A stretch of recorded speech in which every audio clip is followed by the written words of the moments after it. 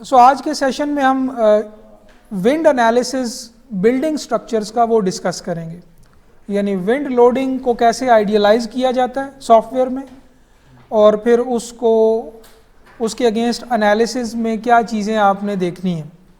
ठीक है, सो अगर आप ई टैब्स की ये सारी डिस्कशंस देखें तो ये असल में हम ग्लोबल लेवल पे अब बात कर रहे हैं, एक एलिमेंट की बात नहीं कर रहे। ओवरऑल बिल्डिंग के मॉडल के ऊपर आपने क्या क्या लोडिंग्स अप्लाई करनी है, ठीक है, और उसके बाद फिर इन लोडिंग्स के अगेंस्ट डिज़ाइन डिमांड्स कैलकुलेट होती हैं as the result of analysis.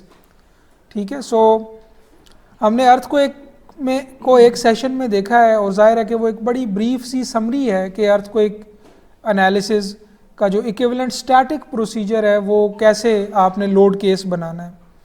एक और सेशन में, लास्ट सेशन में, हमने अर्थक्वेक ही का जो डायनामिक लोड केस है वो बनाना भी देखा। यानी आप अर्थक्वेक एनालिसिस दो तरह से अब कर सकते हैं, स्टैटिक तरीके से जो कि बेसिक मेथड है, और डायनामिक तरीके से। डायनामिक के लिए आपने देखा है कि कुछ ज़्यादा कॉन्सिडरेशंस चाहिए। फॉर एग्ज़ाम्पल आपको आपके एरिया की साइज़मिसिटी मालूम होनी चाहिए ताकि आप रिप्रेजेंटेटिव ग्राउंड मोशंस डाउनलोड कर सकें, फिर उनको मॉडिफाई करना, फिर उनको इंपोर्ट करना, ये सब प्रोसेस उसमें शामिल है। विंड लोडिंग अगर आप देखें तो वो भी अपनी नेचर में एक डायनामिक लोडिंग है जो बिल्डिंग्स पर आती है, और इसको भी, इसके अगेंस्ट भी कंप्यूटर मॉडल को एनालाइज करने के यही दो बड़े तरीके हैं। एक तरीका स्टैटिक तरीका है, यानी आप फ्यूचर विंड लोडिंग के लिए कुछ रिप्रेजेंटेटिव स्टैटिक फोर्सेस कैलकुलेट कर लें और उनको आप अपने स्ट्रक्चर पे स्टैटिकली अप्लाई कर दें। ये कहलाएगा विंड का इक्विवेलेंट स्टैटिक एनालिसिस प्रोसीजर, जैसे अर्थक्वेक का एक इक्विवेलेंट स्टैटिक एनालिसिस प्रोसीजर था। और विंड के अगेंस्ट डायनामिक एनालिसिस भी किया जा सकता है, लेकिन वो बहुत कॉम्प्लेक्स है। सो अगर मैं समराइज़ करूं पूरी डिस्कशन को तो वो एक ही बात है कि विंड लोडिंग अपनी नेचर में अर्थक्वेक लोडिंग से बहुत कॉम्प्लेक्स है। ठीक है, यानी आप अगर एक एरिया की साइज़मिसिटी देखें तो वो उस एरिया के लिहाज से स्पेसिफिक होगी, उसमें कुछ पैरामीटर्स इन्वॉल्व हैं जो इस प्रॉब्लम को कॉम्प्लेक्स बनाते हैं। बट जब आप इनको कंपेयर करेंगे उन पैरामीटर्स से जो विंड एनालिसिस में दरकार हैं तो वो आपको पता चल जाएगा कि विंड लोडिंग अपनी नेचर में बहुत कॉम्प्लेक्स है। एक ही एरिया में विंड डिफरेंट फोर्सेस प्रोड्यूस कर सकती है। फॉर एग्जांपल मैं आपको कुछ फैक्ट्स बताता हूँ विंड लोडिंग के बारे में। विंड लोडिंग जो है वो एरिया प्रोपोर्शनल है, यानी जिस तरह साइज्मिक लोडिंग मैस प्रोपोर्शनल है, यानी जितना मैस होगा बिल्डिंग का उसके प्रोपोर्शनल कोई फोर्सेस आप कैलकुलेट कर लेंगे। मैसिव स्ट्रक्चर एक ही अर्थक्वेक में ज़्यादा फोर्सेस अपने अंदर जनरेट करेंगे, लाइटर स्ट्रक्चर्स कम फोर्सेस जनरेट करेंगे। तो साइज्मिक लोडिंग मैस प्रोपोर्शनल है, विंड लोडिंग एरिया प्रोपोर्शनल है, जो आउटर एरिया है, जो फसाड है बिल्डिंग का, क्योंकि विंड असल में एक प्रेशर है जो अप्लाई होता है बिल्डिंग की आउटर सरफेस पे, और अगर आउटर सरफेस का एरिया बहुत ज़्यादा है तो वो ज़्यादा फोर्स डेवलप हो जाएगी। सो अगर मैं क्विक कंपैरिजन करूं seismic loading versus wind loading का, ठीक है, विंड लोडिंग, अब ये कंपैरिजन तो बहुत डिटेल किया जा सकता है बट कुछ बेसिक चीज़ें मैं बताता हूं। पहली बात ये कि ये मैस प्रोपोर्शनल है और ये सरफेस एरिया प्रोपोर्शनल है। ठीक है, जिस तरह बिल्डिंग के मैस को मॉडिफाई करके साइज्मिक लोडिंग को कंट्रोल किया जा सकता है, उसी तरह विंड के केस में बिल्डिंग के आउटर एरिया को मॉडिफाई करके विंड लोडिंग को मॉडिफाई किया जा सकता है, यानी लोडिंग को खुद ही मॉडिफाई किया जा सकता है। आउटर अगर आप सरफेस जो है बिल्डिंग की जो शेप है, बिल्डिंग का जो ओवरऑल कॉन्फ़िगरेशन है वो एरोडायनामिक बना देंगे तो वो कम लोडिंग प्रोड्यूस करेगी। ठीक है, अगर बिल्डिंग बहुत ही रेक्टेंगुलर शेप है, ठीक है, और उसकी शेप बिल्कुल भी एरोडायनामिक नहीं है तो वो ज़्यादा लोडिंग आ जाएगी। फिर इसी तरह साइज्मिक लोडिंग आप एक्स में या वाई में अप्लाई करते हैं बिल्डिंग के, और आपने देखा है कि किन केसेस में आप इनको अलग अलग अप्लाई कर सकते हैं और किन केसेस में आपने एक्स और वाई में इकट्ठा अप्लाई करना है साइज्मिक लोडिंग को। विंड लोडिंग तो एक ही वक्त में अपनी डायरेक्शन भी बदल सकती है। विंड लोडिंग यानी एक टाइम में एक है और फिर उसी के साथ ही फ़ौरन ही अपनी डायरेक्शन किसी एंगल पे कर सकती है। तो जो एंगल ऑफ अटैक है वो विंड में वेरिएबल है, साइज्मिक में आप उसको फिक्स कर लेते हैं बिल्डिंग की एक्स में और वाई में, ठीक है। तो एंगल ऑफ अटैक आपका विंड में कुछ भी हो सकता है, इन नो टाइम वो चेंज होता रहता है, ठीक है। ये भी एक कॉम्प्लेक्सिटी है। फिर विंड का जो एक इफेक्ट है वो है, उसको कहते हैं एरो इलास्टिक फिनोमेना। एक ख़ास फिनोमेना ये है विंड लोडिंग से एसोसिएटेड कि ये लोडिंग स्ट्रक्चर की डेफॉर्मेशन से भी मॉडिफाई होती है। यानी आप देखें कि आपकी स्ट्रक्चर के ऊपर विंड लोडिंग है, उसका एक ख़ास एंगल ऑफ अटैक है, ठीक है। एक ख़ास डेफॉर्मेशन पर, स्ट्रक्चर की एक ख़ास डेफॉर्मेशन के नतीजे में वो एंगल ऑफ अटैक भी मॉडिफाई हो जाता है। साइज्मिक के केस में ऐसा नहीं होता। अगर एक स्ट्रक्चर डिफॉर्म हो रहा है, ठीक है, तो वो रियल टाइम में विंड के एंगल ऑफ अटैक को मॉडिफाई कर रहा है। आप एक फेमस एग्जांपल देखें ताकोमा नैरोज ब्रिज की, आप ये गूगल पे लिखेंगे तो आपको आ जाएगा। मैंने आई थिंक अर्थक्वेक इंजीनियरिंग में भी ये एग्जांपल देता हूँ अक्सर, कि ये एक ब्रिज है जो 1940s में बना और उसका इस तरह का क्रॉस सेक्शन है। ये ब्रिज डेक है, ठीक है, यानी आप ये into the paper bridge deck को देख रहे हैं, ठीक है। ये जो सरफेस है ये डेक है और ये एंगल ऑफ अटैक है आपकी विंड का, ठीक है। सो उस एग्जाम्पल में आप देखेंगे कि ये टॉर्शनल फ्लटर के नतीजे में ये ब्रिज फेल हुआ। यानी ये एक ऑसिलेशन इसने स्टार्ट की इस तरह कि ये इस तरह की डेफॉर्मेशन इसने स्टार्ट कर दी। यानी ये जो दो डॉटेड लाइंस मैंने बनाई हैं इसके अलॉन्ग वो फेल या जो है वो एक तरह का वाइब्रेट होना शुरू हुआ टॉर्शनल मैनर में। यानी इन टू दी पेपर जो एक्सिस है उसके अबाउट वो रोटेट होना शुरू हो गया because of that wind loading, ठीक है। और जब वो स्ट्रक्चर वाइब्रेट हो रहा है, चेंज हो रहा है, अपनी मूवमेंट शो कर रहा है, तो वो रियल टाइम में जो विंड का एंगल ऑफ अटैक है वो भी मॉडिफाई हो रहा है, ठीक है, जिस एंगल पे विंड अप्लाई हो रही है। तो आई डोंट नो मैं सही तरह समझा सका हूँ या नहीं, बट समरी ये है कि विंड लोडिंग स्ट्रक्चर की डेफॉर्मेशन की वजह से मॉडिफाई होती है। यानी लोडिंग आपके स्ट्रक्चर के रिस्पॉन्स के साथ इंटरैक्ट कर रही है। आमतौर पे स्ट्रक्चरल एनालिसिस में क्या होता है, एक होती है लोडिंग, वो अप्लाई होती है स्ट्रक्चर के ऊपर, ठीक है, ये आपका स्ट्रक्चर है और उसके अप्लाई होने के नतीजे में रिस्पॉन्स प्रोड्यूस हो जाता है, ठीक है। ये सीधा सीधा स्ट्रक्चरल एनालिसिस की स्कीम है ना। लेकिन आप इमेजिन करें कि कोई ऐसा केस है कि जिसमें रिस्पॉन्स दोबारा से लोडिंग को मॉडिफाई कर रहा है। एक लोडिंग से रिस्पॉन्स प्रोड्यूस हुआ और रिस्पॉन्स की वजह से दोबारा से लोडिंग मॉडिफाई हो गई। यानी ये ऐसे ही है जैसे स्ट्रक्चर के डिफॉर्म होने से विंड का एंगल ऑफ अटैक वेरी हो गया, चेंज हो गया, ठीक है। तो स्ट्रक्चर की डेफॉर्मेशन ने दोबारा से लोडिंग को मॉडिफाई किया, उसने दोबारा से स्ट्रक्चर को के रिस्पॉन्स को चेंज कर दिया। तो ये एक इंटरैक्शन है जो रिस्पॉन्स की और लोडिंग की हो रही होती है, ठीक है। ये स्पेसिफिक टू विंड लोडिंग एक फिनोमेना है जो अर्थक्वेक में नहीं है, ठीक है। फिर एक और फैक्ट कि विंड लोडिंग जो है वो सिर्फ अपनी डायरेक्शन में स्ट्रक्चर को वाइब्रेट नहीं करवाती बल्कि उसके परपेंडिकुलर भी वाइब्रेट करवाती है। सो अगर आपका प्लान व्यू में देखें और ये बिल्डिंग का प्लान है टॉप से, विंड जो है वो इस डायरेक्शन में अप्लाई हो रही है डब्ल्यू लेट से, ठीक है। सो ऐसा नहीं है कि स्ट्रक्चर इसी डायरेक्शन में ऐसे ऑसिलेट करेगा बल्कि अक्रॉस विंड रिस्पॉन्स भी होगा। तो विंड लोडिंग के दो रिस्पॉन्स होते हैं, एक को कहते हैं अलॉन्ग विंड रिस्पॉन्स और एक कहलाता है अक्रॉस विंड रिस्पॉन्स, ठीक है। यानी ये विंड का एक स्पेसिफिक इशू है। ये वॉर्टेक्स शेडिंग एक चीज़ है जो आप गूगल कीजिएगा, वॉर्टेक्स शेडिंग। जब विंड अप्लाई होती है और वो स्ट्रक्चर के अराउंड वो जो है वो मूव होती है, स्ट्रक्चर जब उसके रास्ते में एक रुकावट के तौर पे खड़ा होता है, तो वो एक स्पेसिफिक टाइप की मूवमेंट जिसको अक्रॉस विंड रिस्पॉन्स कहते हैं, वो स्ट्रक्चर ऑसिलेट करता है उसमें, यानी perpendicular to the direction of wind.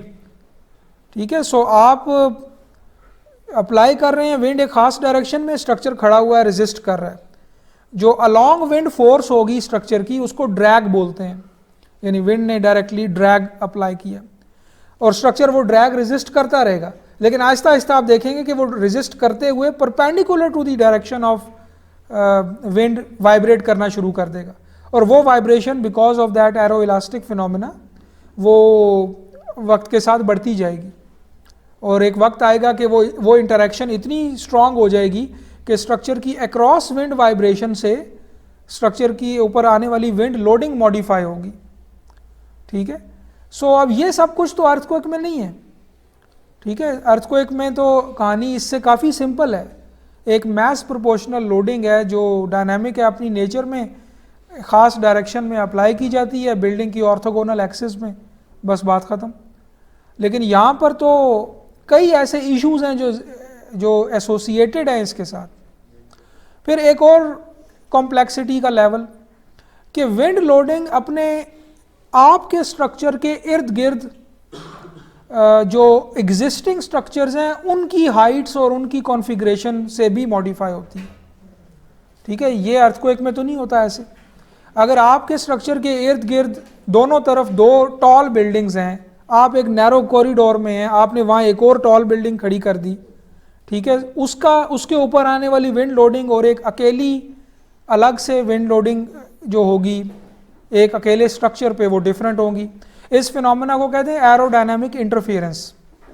ठीक है, ये टर्म्स मैं वैसे लिखता जाता हूँ, आप इनको गूगल बाद में कीजिएगा। एरोडायनामिक इंटरफेरेंस ये बहुत एक इम्पॉर्टेंट फील्ड है विंड इंजीनियरिंग में। एरोडायनामिक इंटरफेरेंस कि जो एग्जिस्टिंग स्ट्रक्चरल सिनारियो है, आपकी जो साइट है उसमें जो है जो भी एग्जिस्टिंग मैन मेड स्ट्रक्चर्स और इवन नेचुरल स्ट्रक्चर्स, उनका क्या इफेक्ट है आपके स्ट्रक्चर पे आने वाली विंड लोडिंग का, इसको क्वांटिफाई करना एरोडायनामिक इंटरफेरेंस की डोमेन में आ जाता है। सो विंड के डोमेन में एक बहुत इंपॉर्टेंट टेस्ट है जिसको कहते हैं wind tunnel testing. Wind tunnel testing, ठीक है, ये सबसे बेसिक टेस्टिंग है जो विंड इंजीनियरिंग में की जाती है। ये ऐसे, इसकी मिसाल ऐसे दी जा सकती है जैसे अर्थक्वेक की डोमेन में शेक टेबल टेस्टिंग है। यानी आप क्या करते हैं कि आप स्ट्रक्चर का एक छोटा सैंपल बनाते हैं, स्पेसिमेन बनाते हैं जो आपके रियल स्ट्रक्चर को रिप्रेजेंट कर रहा होता है, और आप उसके ऊपर पास्ट अर्थक्वेक या कोई भी जो शेकिंग आप अप्लाई करना चाह रहे होते हैं उस टेबल को वो शेकिंग इनपुट दी जाती है, और फिर आप सेंसर वगैरह लगा के अपने सैंपल के ऊपर ये देखते हैं कि क्या डैमेज हो रहा है, कैसा रिस्पांस आ रहा है। ठीक है, और फिर वो जो रिस्पांस एक्सपेरिमेंटली डिटरमिन्ड रिस्पांस होता है वो फिर आपके कंप्यूटर मॉडल्स की ट्यूनिंग में इस्तेमाल होता है, बिकॉज कंप्यूटर मॉडल्स का मकसद ये है कि बिल्कुल वैसे ही बिहेवियर हासिल किया जाए जो कि एक्सपेरिमेंट्स में या रियल स्ट्रक्चर्स में आ रहा है। तो शेक टेबल टेस्टिंग साइज्मिक की डोमेन में तो अभी बहुत एक्सपैंड हो चुकी है, अब तो हम रियल फुल स्केल स्ट्रक्चर्स का भी शेक टेबल टेस्ट कर सकते हैं। यानी अब रिड्यूस्ड स्केल सैंपल बनाने की भी ज़रूरत नहीं है, ऐसी टेक्नोलॉजी और इतने बड़े बड़े शेक टेबल अवेलेबल हैं कि आप एक फुल स्केल स्ट्रक्चर उस टेबल पे बनाएं, कई स्टोरी हाई, और फिर आप उसको उसकी बेस से किसी भी अर्थक्वेक की हिस्ट्री प्रोवाइड करके शेक कर सकते हैं। तो बिल्कुल उसी तरह विंड की डोमेन में, विंड इंजीनियरिंग की डोमेन में विंड टनल टेस्टिंग है। ये इसमें आपके पास एक टनल होती है, ठीक है, और फॉर एग्जांपल अगर मैं उसको साइड व्यू उसका दिखाऊं तो ये ऐसे कि एक फ़ैन है फॉर एग्जांपल, ठीक है, ये एक तरफ फ़ैन लगा हुआ है और उसके आगे कई किस्म की स्क्रीन्स होती हैं जो कि इस फ़ैन की वजह से प्रोड्यूस होने वाली विंड की प्रॉपर्टीज़ को मॉडिफाई कर सकती हैं। आप चाहें तो टर्बुलेंट विंड ले सकते हैं, किसी भी टाइप की विंड इन स्क्रीन्स को हासिल करके ले सकते हैं। ठीक है, और आप इसके टनल के अंदर रास्ते में आप अपना स्ट्रक्चरल मॉडल जो है वो इसके ऊपर, इसकी बेस के ऊपर आप जो है वो बनाते हैं, अपनी बिल्डिंग जो है वो आप उसका एक रिड्यूस्ड स्केल मॉडल जो है वो आप बनाते हैं। ठीक है, सो विंड टनल टेस्टिंग को आप ज़रा सर्च कीजिएगा। ठीक है, बहुत बड़ी बड़ी विंड टनल्स अवेलेबल हैं, जिस तरह शेक टेबल एक बहुत छोटा से लेके फुल स्केल हो सकता है, इसी तरह विंड टनल भी ऐसे ही हैं कि कुछ डिमॉन्स्ट्रेशनल पर्पस के लिए होंगी, मसलन 3-4 फीट उनका डाया होगा सिर्फ, और एक ट्यूब होगी जिसके एक तरफ फ़ैन लगा हुआ है, जिसकी स्पीड वेरिएबल है, जिसके आगे डिफरेंट स्क्रीन्स हैं, और फिर आप उसके रास्ते में दूसरे एंड पे उस टनल के या किसी भी डिस्टेंस के ऊपर अपना स्ट्रक्चर का एक रिड्यूस्ड स्केल मॉडल बना के रख सकते हैं। अब चूंकि देखें हम स्ट्रक्चर विंड के अगेंस्ट हमारी इंटेंशन क्या है, जो विंड फोर्सेस हैं वो स्ट्रक्चर की आउटर जो सरफेस है, क्लैडिंग है, उसके ऊपर डिपेंड करेगी ना। तो जो हमारी कॉन्सिडरेशंस होती हैं जब हम अर्थक्वेक एनालिसिस के लिए रिड्यूस्ड स्केल मॉडल बनाते हैं, तो विंड में वो कॉन्सिडरेशंस नहीं रखते। विंड में हमारा जोर इस चीज़ पे होगा कि जो आउटर ज्योमेट्री है वो बिल्कुल वैसी हो जैसी हमारे रियल स्ट्रक्चर की आउटर ज्योमेट्री है, जिसने विंड लोडिंग को असल में फेस करना है ना, और अगर मॉडिफाई करना है तो उस आउटर ज्योमेट्री ने करना है। तो विंड टनल का जो मॉडल बनाया जाता है बिल्डिंग का, वो आम तौर पे पहले तो बालसा वुड से बनाया जाता था, जो बड़ी एक लाइट वुड होती है लेकिन स्टिफ होती है। आजकल तो अब 3D प्रिंटर आ गए हैं, तो वो जो 3D प्रिंटर का मटेरियल होता है उससे 3D प्रिंट कर लिया जाता है रिड्यूस्ड स्केल मॉडल। अब वो डिपेंड करता है उसका साइज़ कि आपने किस विंड टनल में उसको टेस्ट करना है। ठीक है, सो अब आप और फिर उसमें डिफरेंट लेवल्स हैं। अब ये बहुत डिटेल्ड फील्ड है, अगर आप इसमें सर्च करेंगे ज़्यादा डिटेल में जाते हैं तो फिर आप इवन एरोडायनामिक इंटरफेरेंस को कैप्चर करने के लिए सिर्फ अपनी बिल्डिंग का मॉडल नहीं बनाएंगे, पूरी साइट का मॉडल बनाएंगे। ठीक है, सो बीच में आपकी बिल्डिंग होगी और फिर उसके साथ जितने भी इवन नेचुरल स्ट्रक्चर्स हैं, ट्रीज़ हैं, कोई हिल है, कुछ भी है, वो भी आप उसका मॉडल भी बनाएंगे और पूरी साइट फिर आप विंड के सामने रखेंगे। ठीक है, और फिर ऐसा नहीं है कि आप कोई भी विंड लगा देंगे, आप पहले इंश्योर करेंगे कि जो विंड अप्लाई हो रही है, पहले सारे सेंसर वगैरह लगा के ये चेक करेंगे, इंश्योर करेंगे कि ये विंड की जो प्रोफाइल बन रही है वो मेरी साइट पर आने वाली विंड को रिप्रेजेंट कर रही है, और फिर आप आगे टेस्टिंग स्टार्ट करेंगे उसकी। ठीक है, सो वो बिल्कुल एक अलग समझ लें अर्थक्वेक के पैरेलल में एक बहुत डिटेल्ड फील्ड है ये, और जैसे मैंने बताया उससे ज़्यादा कॉम्प्लेक्स फील्ड है। और फिर आमतौर पे ये जो टेबल होता है या जो इसकी बेस होती है जिसके ऊपर आपने अपना मॉडल रखा होता है, यानी ये जो चीज़ है ये रोटेटिंग होती है, क्योंकि विंड का तो एंगल ऑफ अटैक कुछ भी हो सकता है। ठीक है, सो आप एक रोटेटिंग टेबल के ऊपर अपना मॉडल रखते हैं, उसको फिक्स करते हैं और फिर उस टेबल को रोटेट करते जाते हैं, 10-10 डिग्री का एंगल देते जाते हैं और पूरा 360 डिग्री करते हैं हर दफ़ा आप विंड अप्लाई करते हैं। और फिर आप अपने सैंपल के ऊपर प्रेशर सेंसर्स लगाते हैं। ठीक है, अब इसमें भी फिर 2-3 टेक्निक्स हैं विंड टनल टेस्टिंग की। जो कॉमन टेक्निक है वो ये है कि आप अपने रिड्यूस्ड स्केल सैंपल पे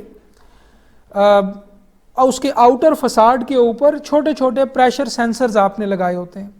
जब विंड अप्लाई होती है, जो रिप्रेजेंटेटिव विंड है आपकी साइट की, वो अप्लाई होती है तो आपकी स्ट्रक्चर के ऊपर हर पॉइंट के ऊपर वो प्रेशर नोट होता है, तो उसकी पूरी हिस्ट्री रिकॉर्ड होती है। वो हिस्ट्री किस मकसद के लिए यूज़ होती होगी आपके ख्याल में?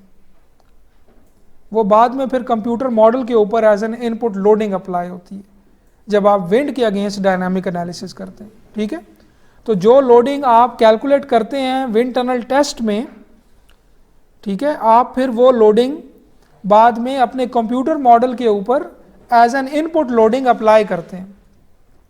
सो अनलाइक साइज्मिक केस जिसमें हम क्या करते हैं कि शेक टेबल पे अपना स्ट्रक्चर बनाया और अब हम चाह रहे होते हैं कि ये इसको डिफरेंट शेकिंग अप्लाई करें और इसका डैमेज देखें, यानी ये स्ट्रक्चर फेल होना चाहिए ताकि हमें पता चले कि ये किस लोडिंग पे, किस एक्सेलरेशन पे फेल होगा। विंड टनल टेस्टिंग में यूँ नहीं है, हम विंड के अगेंस्ट स्ट्रक्चर को फेल नहीं करवाते, बल्कि इसका मकसद ये होता है कि वो रियलिस्टिक सिनारियो रिक्रिएट किया जाए लैब में जो विंड लोडिंग का सिनारियो है, और उससे जो आपके रिड्यूस स्केल फिजिकल मॉडल पे लोडिंग कैलकुलेट हो रही है एक्सपेरिमेंटली, वो फिर बाद में कंप्यूटर मॉडल में एज एन इनपुट अप्लाई की जाती है। तो जो आउटर सरफेस के ऊपर प्रेशर सेंसर्स ने प्रेशर की वैल्यूज़, फ्लक्चुएटिंग वैल्यूज़ आपको दे दी, वो फ्लक्चुएटिंग वैल्यूज़ फिर आप डायनामिक लोडिंग की सूरत में अपने कंप्यूटर मॉडल पर आउटर सरफेस पे लगाएंगे।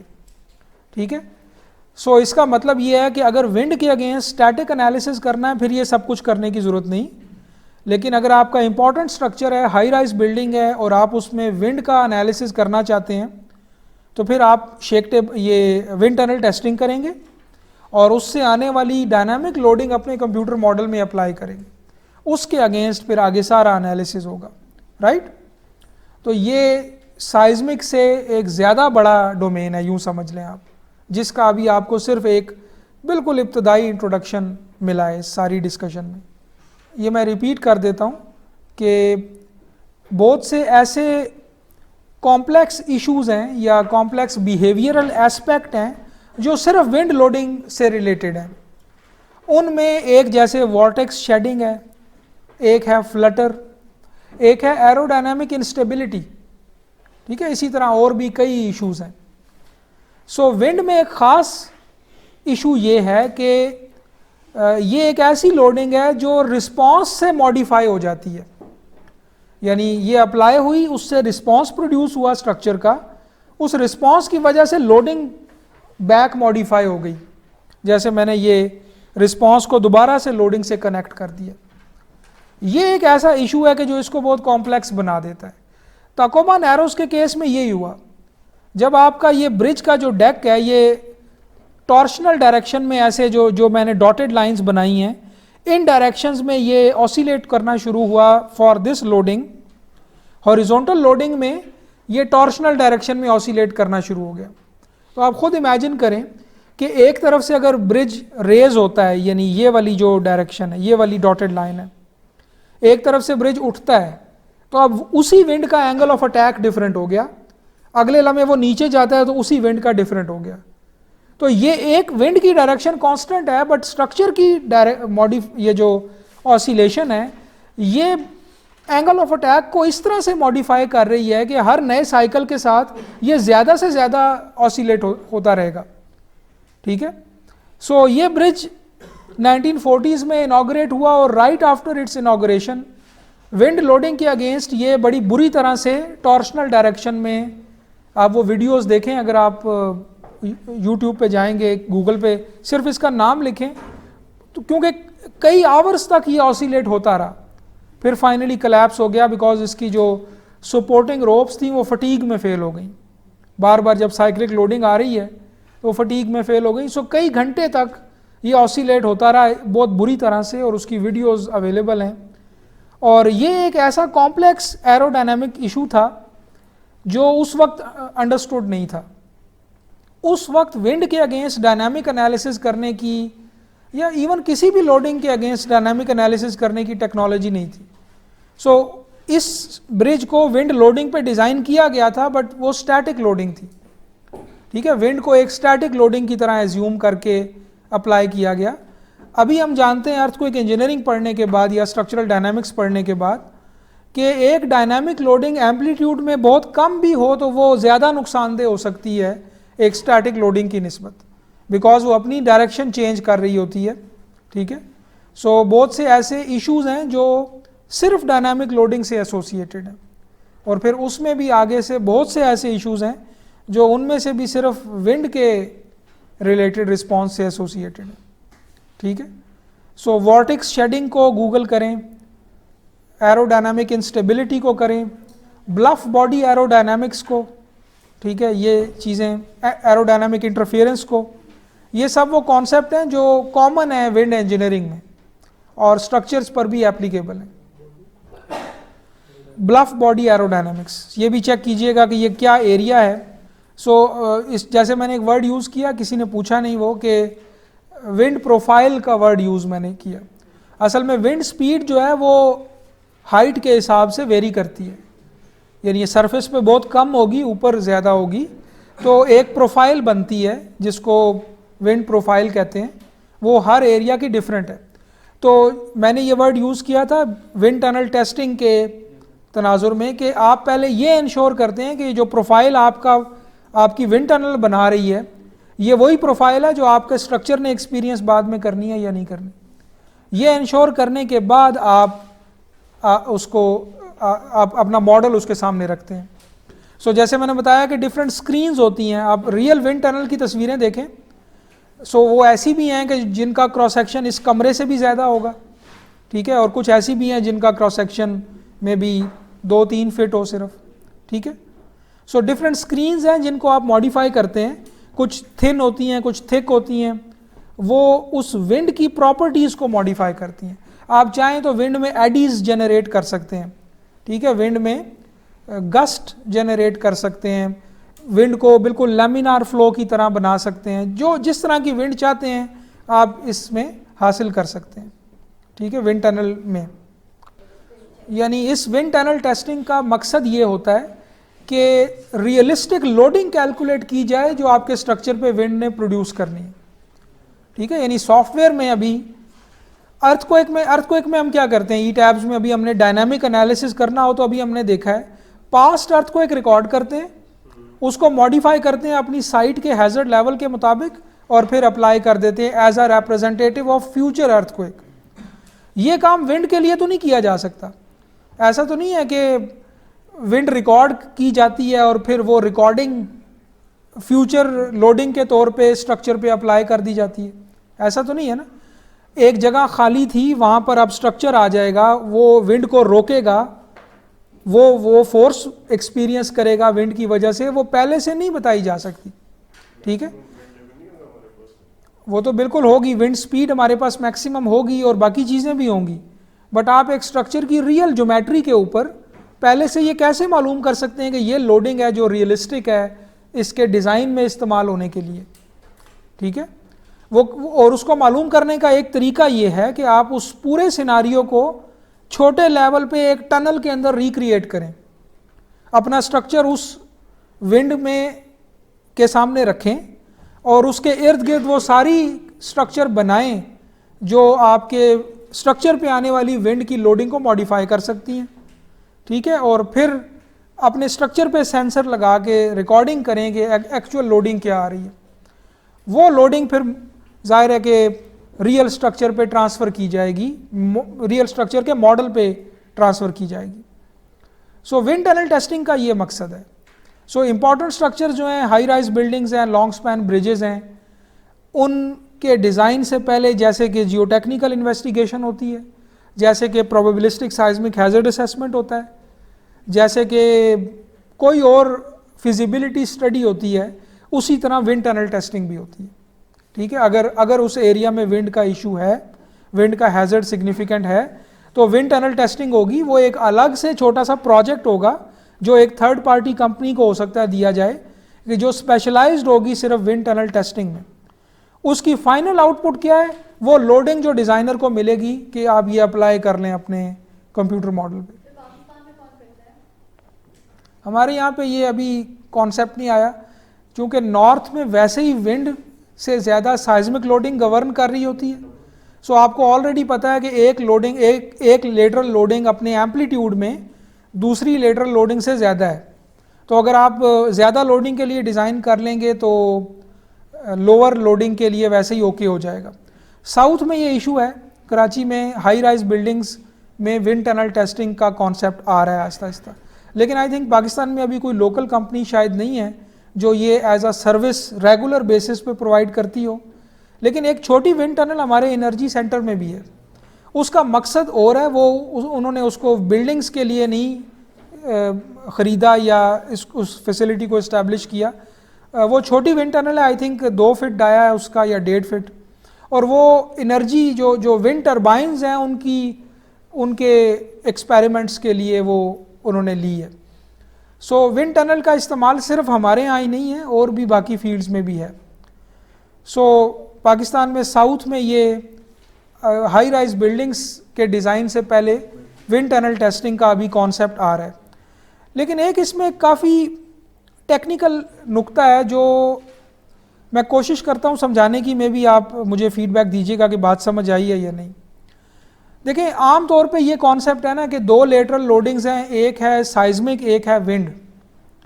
और अगर साइज्मिक किसी एरिया में ज़्यादा फोर्सेस प्रोड्यूस कर रहा है स्ट्रक्चर में, तो आप विंड को इग्नोर कर देते हैं। जैसे कि हमारे यहाँ नॉर्थ में कॉन्सेप्ट है ना, नॉर्थ में आप देखें यहाँ पर हमारी विसिनिटी में कोई विंड पे डिज़ाइन नहीं करता, और अगर करेगा भी तो बराए नाम, यानी वो विंड को एक लोड केस बना देगा, और कभी भी आप देखेंगे कि वो चेक नहीं किया जाएगा कि विंड लोडिंग का डिज़ाइन कॉम्बो गवर्न कर रहा है या नहीं कर रहा, क्योंकि बाय डिफ़ॉल्ट ये एजम्पशन की जाती है कि साइज्मिक लोडिंग ही है जो मेन लेटरल लोडिंग है। लेकिन अगर आप देखें तो इन दोनों की साइज्मिक, इन दोनों की डिज़ाइन फ़िलासफ़ीज़ में ज़मीन आसमान का फ़र्क है। अभी हम फ़र्क ये कर रहे थे ना कि साइज्मिक लोडिंग एक और नेचर की है, विंड लोडिंग एक और नेचर की है। इन दोनों लोडिंग्स के अगेंस्ट जो डिज़ाइन फ़िलासफ़ी है उनमें भी एक फ़र्क है, और वो फ़र्क ये है कि साइज्मिक लोडिंग के अगेंस्ट हम स्ट्रक्चर को safe level of non linearity में जाने देते हैं, स्ट्रक्चर की डक्टिलिटी और ओवर स्ट्रेंथ पे रिलाई करते हुए। विंड लोडिंग में हम ये चाह रहे होते हैं कि स्ट्रक्चर में बिल्कुल कोई क्रैकिंग, यील्डिंग, किसी भी किस्म का इनइलास्टिक बिहेवियर नहीं आ सकता डिज़ाइन विंड लेवल पे। ठीक है, मैं रिपीट करता हूँ। साइज्मिक लोडिंग में देखें हम कैलकुलेट करते हैं कि equivalent static force V, sum of all those forces V is equal to sum CS into W, और CS के डिनोमिनेटर में एक R फैक्टर आ रहा होता है जो स्ट्रक्चर की डक्टिलिटी का और ओवर स्ट्रेंथ का फंक्शन होता है। और इस डिस्कशन में मैंने आपको ये बताया था कि अगर आपका स्ट्रक्चर डक्टाइल है, बहुत हाईली कन्फाइंड किस्म का आपका रीइंफोर्स कंक्रीट का स्ट्रक्चर है, तो ये फैक्टर आपको हाई कोड प्रोवाइड कर देगा। कोड कहेगा कि आप ये 8 का नंबर इस्तेमाल करें। अगर स्ट्रक्चर ब्रिटल है तो कोड कहेगा कि ये 4 इस्तेमाल करें या 2 इस्तेमाल करें, 3। ठीक है, इसका मतलब ये है कि डिज़ाइन साइज्मिक लोडिंग स्ट्रक्चर की डक्टिलिटी पे डिपेंड करवाई गई है as part of the seismic design philosophy by building code.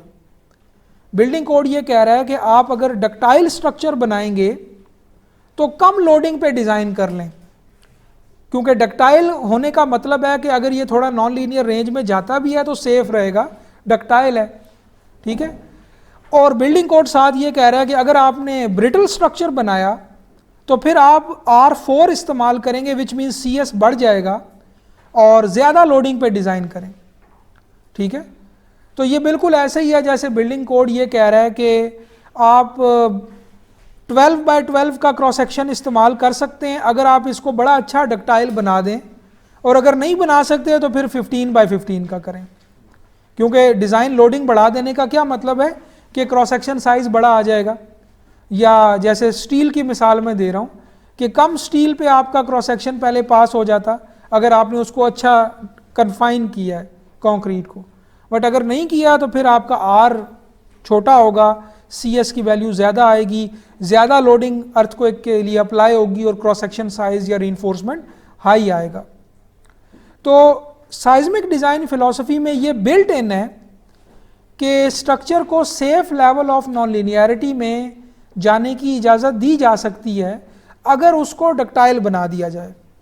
ठीक है, और ये कंट्रोल कर रहा होता है आपका R फैक्टर, जिसको पहले ओवर स्ट्रेंथ फैक्टर कहते थे UBC 97 में, अभी इसको रिस्पॉन्स मॉडिफिकेशन फैक्टर कहते हैं। और ये 12.2-1 जो IBC का ASCE का ASCE 7 का जो टेबल है उससे ये मैंने आपको दिखाया था कि आप पिक कर लेते हैं। ये स्ट्रक्चरल सिस्टम का फंक्शन होता है। अगर आपने स्ट्रक्चरल सिस्टम डक्टाइल वाला डिज़ाइन किया है तो आप ये 8 इस्तेमाल करेंगे, 7 इस्तेमाल करेंगे। कम डक्टाइल वाला बनाया आपने 4 या 3 करेंगे। इसके बरक्स अब आ जाएं विंड डिज़ाइन फिलॉसफी में। विंड में भी आप एक इक्विवेलेंट स्टैटिक फोर्स कैलकुलेट करते हैं जो future loading, future wind storm के अंदर आने वाली मैक्सिमम लोडिंग को रिप्रेजेंट करती है। वो स्टैटिक फोर्स हर स्टोरी पे अप्लाई की जाती है जैसे साइज्मिक में की जाती है, लेकिन उसके अगेंस्ट हम बिल्कुल भी नॉन लीनियरिटी अलाउ नहीं करते। उसकी कैलकुलेशन में कोई R फैक्टर नहीं है। ठीक है, जिस तरह यहाँ पर CS एक फैक्टर था जो वेट प्रोपोर्शनल फोर्सेस कैलकुलेट करके दे रहा था। ये CS फैक्टर जो है ये किन चीज़ों पे डिपेंड कर रहा था, उस एरिया की साइज्मिसिटी पे, सॉइल टाइप पे, और भी कई पैरामीटर्स थे ना, स्ट्रक्चर के टाइम पीरियड पे फॉर एग्जांपल। लेकिन जब आप विंड लोडिंग में आएंगे तो वो विंड के अपने पैरामीटर्स हैं। बिल्डिंग आपकी किसी हिल पे है या वैली में है, बिल्डिंग का शेप कैसी है, ठीक है, डिज़ाइन विंड स्पीड क्या है, वहाँ पर मैक्सिमम स्पीड कितनी आ सकती है जैसे इन्होंने पूछा। इसी तरह और कई उसके अपने पैरामीटर्स हैं, उसमें ये आर नहीं है। विंड के अगेंस्ट एक इंपॉर्टेंस फैक्टर भी है, सब कुछ है, बट आर का concept is specifically associated with ductility and seismic analysis. तो देखा जाए तो वन लाइनर क्या हुआ कि विंड के अगेंस्ट हम कोई नॉन लीनियरिटी अलाउ नहीं करते। हम एक विंड फोर्स कैलकुलेट करते हैं और अब कहते हैं F=KU के मुताबिक स्ट्रक्चर को, इस लोडिंग को रेजिस्ट करना चाहिए, बस। स्ट्रक्चर डक्टाइल या नॉन लीनियर नहीं हो सकता, कोई अलाउंस नहीं है इसका, बिकॉज विंड इतनी कॉम्प्लेक्स लोडिंग है कि उसके अगेंस्ट तो नॉन लीनियरिटी अलाउ करना is not a wise decision. उसके अगेंस्ट तो आप स्ट्रक्चर को इलास्टिक रखना चाहेंगे कि स्ट्रक्चर इलास्टिक रेंज में रहे, कोई फेलियर आप उसमें या लेवल ऑफ नॉन लीनियरिटी आप उसमें एक्सेप्ट नहीं करते, ठीक है। सो ये फ़र्क है, यानी देखें ये बेसिस है हमारे डिज़ाइन की, और ये फ़र्क है साइज्मिक में और विंड में, ठीक है। आप उसमें कोई आर नहीं अप्लाई करते, यानी based on the level of ductility कोई फोर्स, डिज़ाइन फोर्स में कोई रिडक्शन नहीं करेंगे विंड के केस में, ठीक है। लेकिन विंड के केस में और फैक्टर्स हैं जो डिज़ाइन विंड फोर्स को मॉडिफाई कर सकते हैं, रिड्यूस कर सकते हैं, और वो बड़े यूज़फुल फैक्टर हैं और बड़े कम कीमत पे हासिल किए जा सकते हैं। फॉर एग्जांपल बिल्डिंग की आउटर शेप बदल दी जाए, सिर्फ फसाड को चेंज कर देने से साइज्मिक लोडिंग नहीं बदलेगी, लेकिन विंड लोडिंग ठीक ठाक बदल जाएगी, ठीक है। सो विंड के डिमांड को कंट्रोल करने के अपने पैरामीटर्स हैं, लेकिन विंड के अगेंस्ट डक्टाइल जो एक्शन है वो आप डिज़ायर नहीं करते आमतौर पे।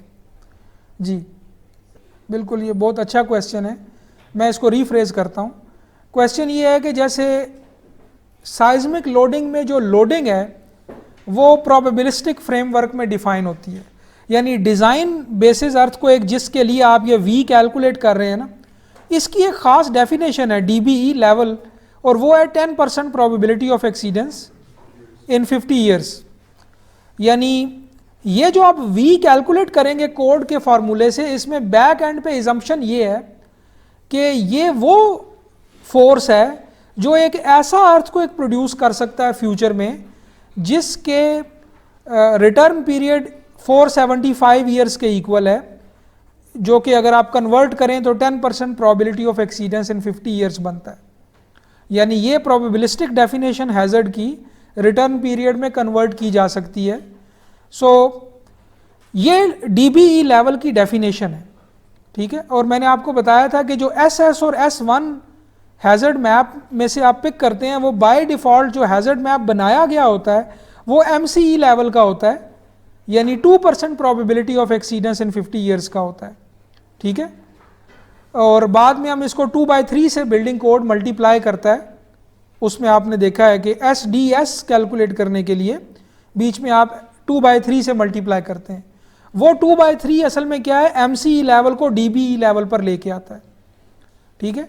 तो हैज़र्ड मैप आपका एक हाई लेवल पे होगा, बाद में आप उसको 2/3 से करके उसको डिज़ाइन लेवल पे लेके आएंगे, और उस डिज़ाइन लेवल के कॉरस्पॉन्डिंग जो SDS और SD1 आपने कैलकुलेट किया है वो आप देखेंगे कि CS की कैलकुलेशन में यूज़ हो रहा होगा।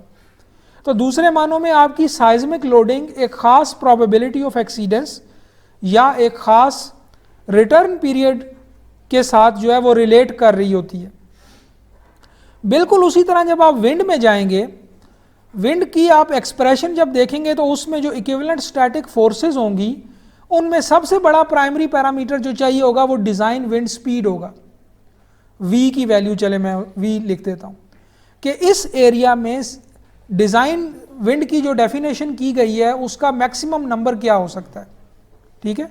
अब वो जो डिज़ाइन विंड स्पीड है वो प्रोबेबिलिस्टिक डेफिनेशन है, वो एक ख़ास मीन रिकरेंस इंटरवल का जो विंड स्टॉर्म होगा, एक ख़ास रिटर्न पीरियड का जो विंड स्टॉर्म होगा, उसमें जो मैक्सिमम नंबर रिकॉर्ड होगा वो ये v की वैल्यू होगी। ऐसा नहीं है कि अगर मैंने यहाँ पर इस स्पेसिफिक साइट पर एक विंड के अगेंस्ट बिल्डिंग डिज़ाइन करनी है तो मैं आज से पहले जितनी भी कोई विंड स्पीड्स आई हैं उनका मैक्सिमम नंबर ले लूँगा, ऐसा नहीं है। प्रोबेबिलिस्टिक टर्म में बिल्कुल उसी तरह जैसे अर्थक्वेक का रिटर्न पीरियड होता है, इसी तरह विंड स्टॉर्म्स का भी रिटर्न पीरियड होता है। ठीक है, अगर मैं कहूँ कि पिछले 500 साल में जो मैक्सिमम विंड स्टॉर्म आया है उसका एक ख़ास मैक्सिमम वेलोसिटी होगी, लेकिन अगर मैं कहूँ पिछले 2000 साल में जो मैक्सिमम विंड स्टॉर्म है उसका नंबर बहुत हाई होगा। बिल्कुल ऐसे ही जैसे अर्थक्वेक का रिटर्न पीरियड बढ़ता जाए तो उसका पीजीए हाई होता जाता है।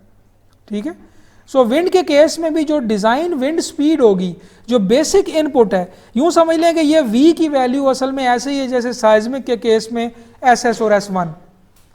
ठीक है, यानी अपनी साइट के लिए जो बिल्कुल स्टार्टिंग नंबर चाहिए वो डिज़ाइन विंड स्पीड है विंड के केस में। ये v की वैल्यू प्रोबेबिलिस्टिक डेफिनेशन होगी इसकी। ठीक है, वो अभी हम देखेंगे कि वो क्या डेफिनेशन है। आपके पास विंड के हैज़र्ड मैप होंगे या होने चाहिए, ठीक है, और उन मैप से ये v की वैल्यू आएगी और वो मैप आपके डिफरेंट रिटर्न पीरियड्स के थंडरस्टॉर्म्स के ऊपर बनाए गए होंगे और आप फिर अपनी बिल्डिंग की रिस्क कैटेगरी के मुताबिक वो मैप सेलेक्ट करेंगे पहले और फिर उस मैप में से v की वैल्यू पिक करेंगे। तो जिस तरह साइज्मिक हैज़र्ड मैप होते हैं जो कि SS और S1 की वैल्यूज़ बताते हैं पूरे एरिया में based on a specific probabilistic definition, उसी तरह विंड हैज़र्ड मैप भी होते हैं जो विंड की डिज़ाइन स्पीड बताते हैं। ठीक है, यानी विंड का जो हैज़र्ड का पैरामीटर है वो प्राइमरी पैरामीटर क्या है, डिज़ाइन स्पीड v की वैल्यू। ये v की वैल्यू मुख्तलिफ फैक्टर से मल्टीप्लाई हो के फाइनली इक्विवेलेंट स्टैटिक फोर्स में कन्वर्ट हो जाती है। ठीक है, जैसे SS और S1 की वैल्यू फाइनली कैपिटल V में कन्वर्ट हो जाती है। सो ये v b कह देते हैं, इससे कंफ्यूज नहीं होना। ये बेस शेयर है जो साइज्मिक के तरफ थी और ये v वेलोसिटी है जो विंड की वेलोसिटी है, डिज़ाइन स्पीड है ये। ठीक है, सो इस सारी डिस्कशन के बाद अब मैं आपको IBC में वहाँ ले जाता हूँ जहाँ पे विंड लोडिंग का जिक्र है। तो हम चैप्टर 16 की बात करेंगे। असल में लास्ट टाइम भी साइज्मिक के केस में और सारे लोड्स में यही होगा कि हम IBC इंटरनेशनल बिल्डिंग कोड, अभी 2018 वर्जन मैंने आपको दिखाया हुआ है, बट ये 2021 भी आ चुका है। और जैसे मैंने लास्ट टाइम बताया था कि ये 2021 वो वर्जन है जो हमने नए बिल्डिंग कोड ऑफ पाकिस्तान के लिए एज अ मॉडल कोड इस्तेमाल किया है।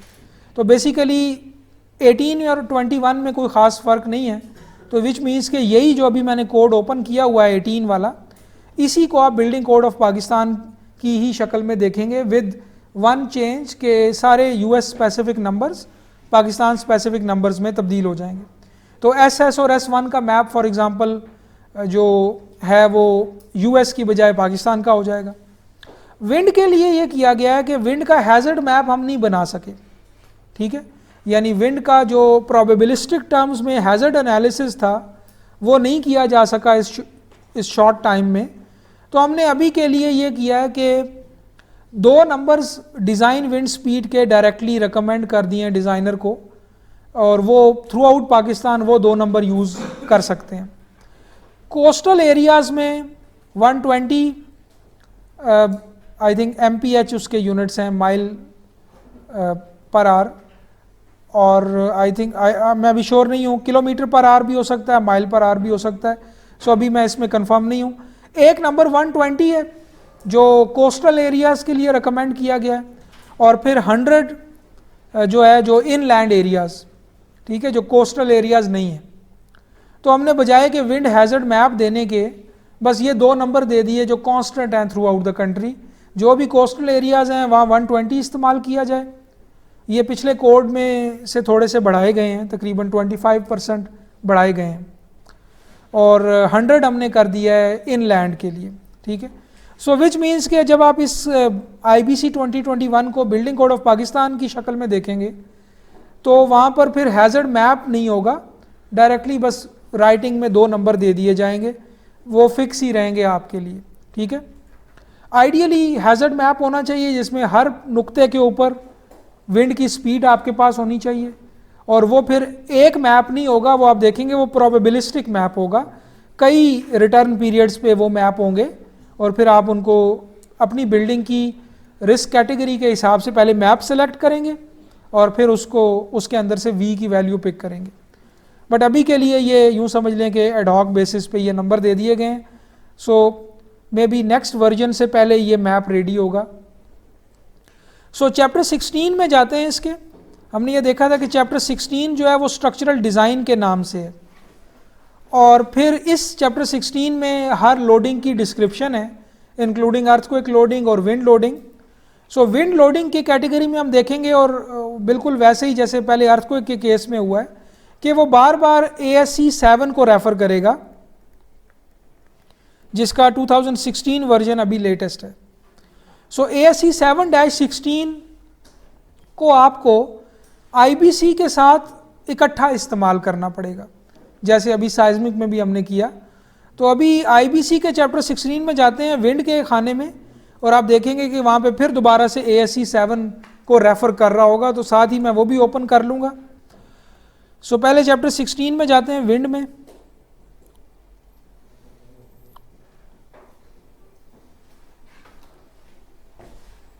सो इसमें 16-13 जो है वो असल में अर्थक्वेक लोडिंग था, but wind loading I think इससे पहले था शायद। जी हाँ बिल्कुल, ये विंड लोडिंग इससे पहले है इसी चैप्टर में।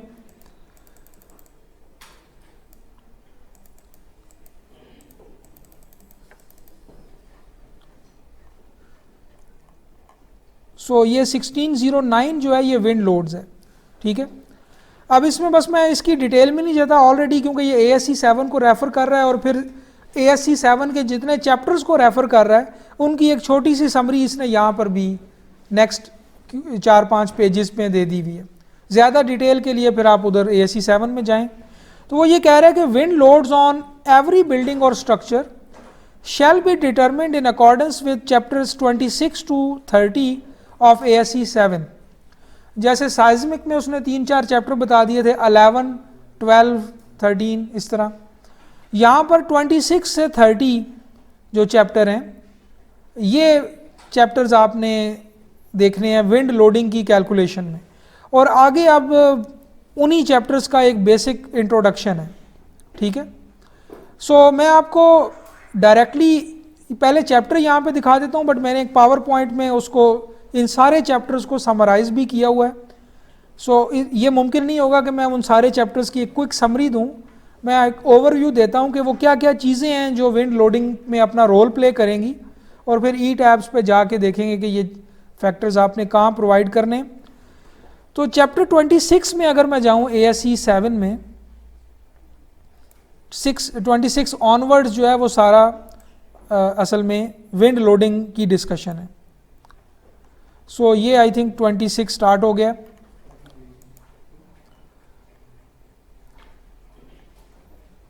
विंड लोड जनरल रिक्वायरमेंट्स, ठीक है। सो एक बड़ा कॉम्प्रिहेंसिव फ्लो चार्ट है जो इन सारे 26 से 30 तक के पर्पस को आपको समझा देगा। वो फ्लो चार्ट यहाँ पे है, ये बनाया हुआ है। मैं अब डायरेक्टली यूँ करता हूँ कि पावर पॉइंट पे चला जाता हूँ। 26 से लेके 30 तक की एक क्विक समरी देखेंगे ये चैप्टर्स हैं क्या, और फिर आप डायरेक्टली ETABS पे चले जाएं।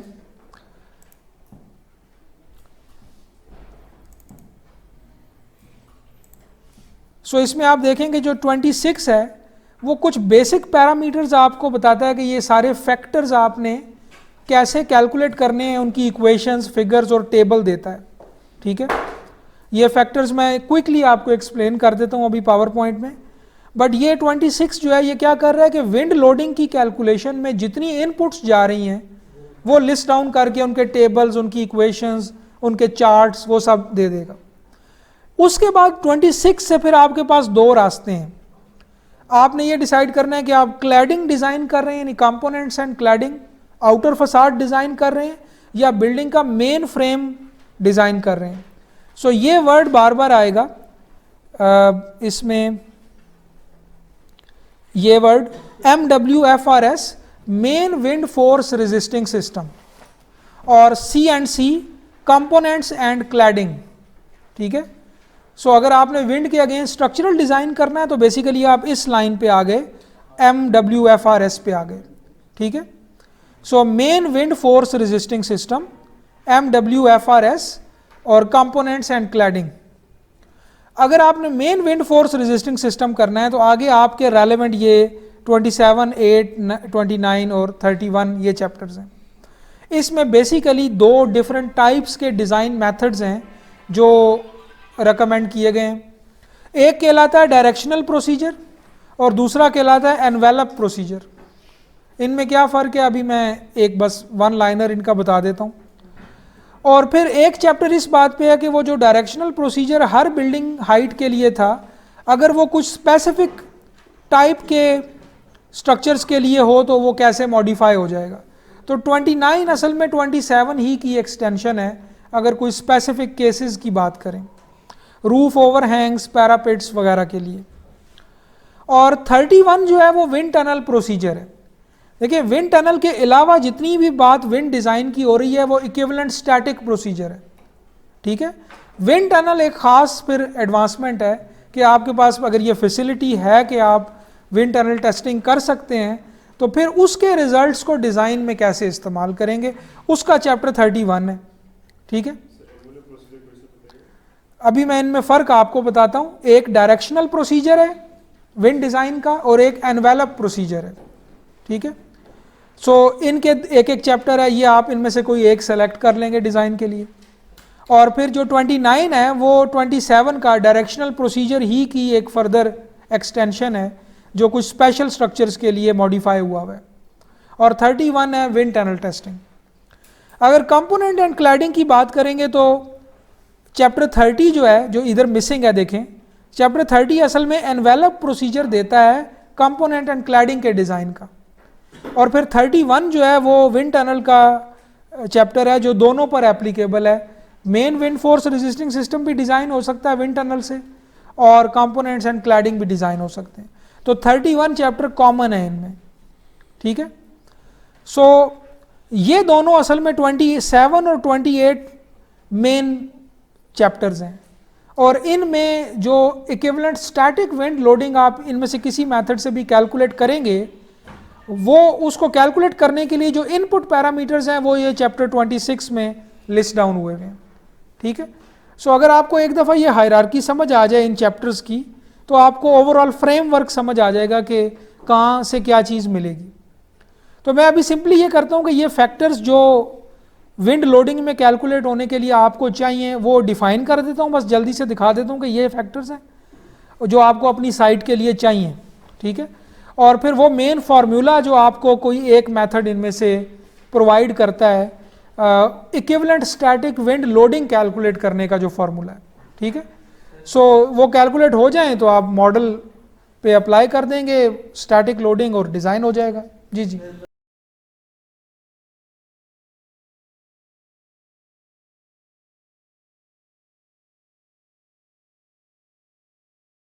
आप एक चीज़ गौर करें कि किसी भी लोड कॉम्बिनेशन में विंड और अर्थ को एक कंबाइन नहीं हुए हुए।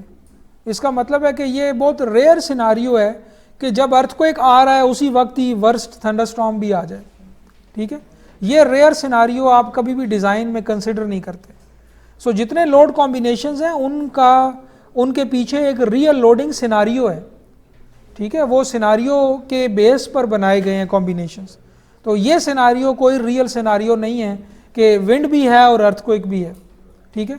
ये दो बिल्कुल डिफरेंट लोडिंग्स हैं, आपस में इनका कोई ताल्लुक नहीं है और ये बहुत कम चांस है कि ये दोनों इकट्ठी स्ट्रक्चर पे अप्लाई हो जाए। तो जब आप डिज़ाइन करते हैं तो अगर एक लोडिंग कंसिडर की है एक कॉम्बिनेशन में तो उसमें दूसरी नहीं करते।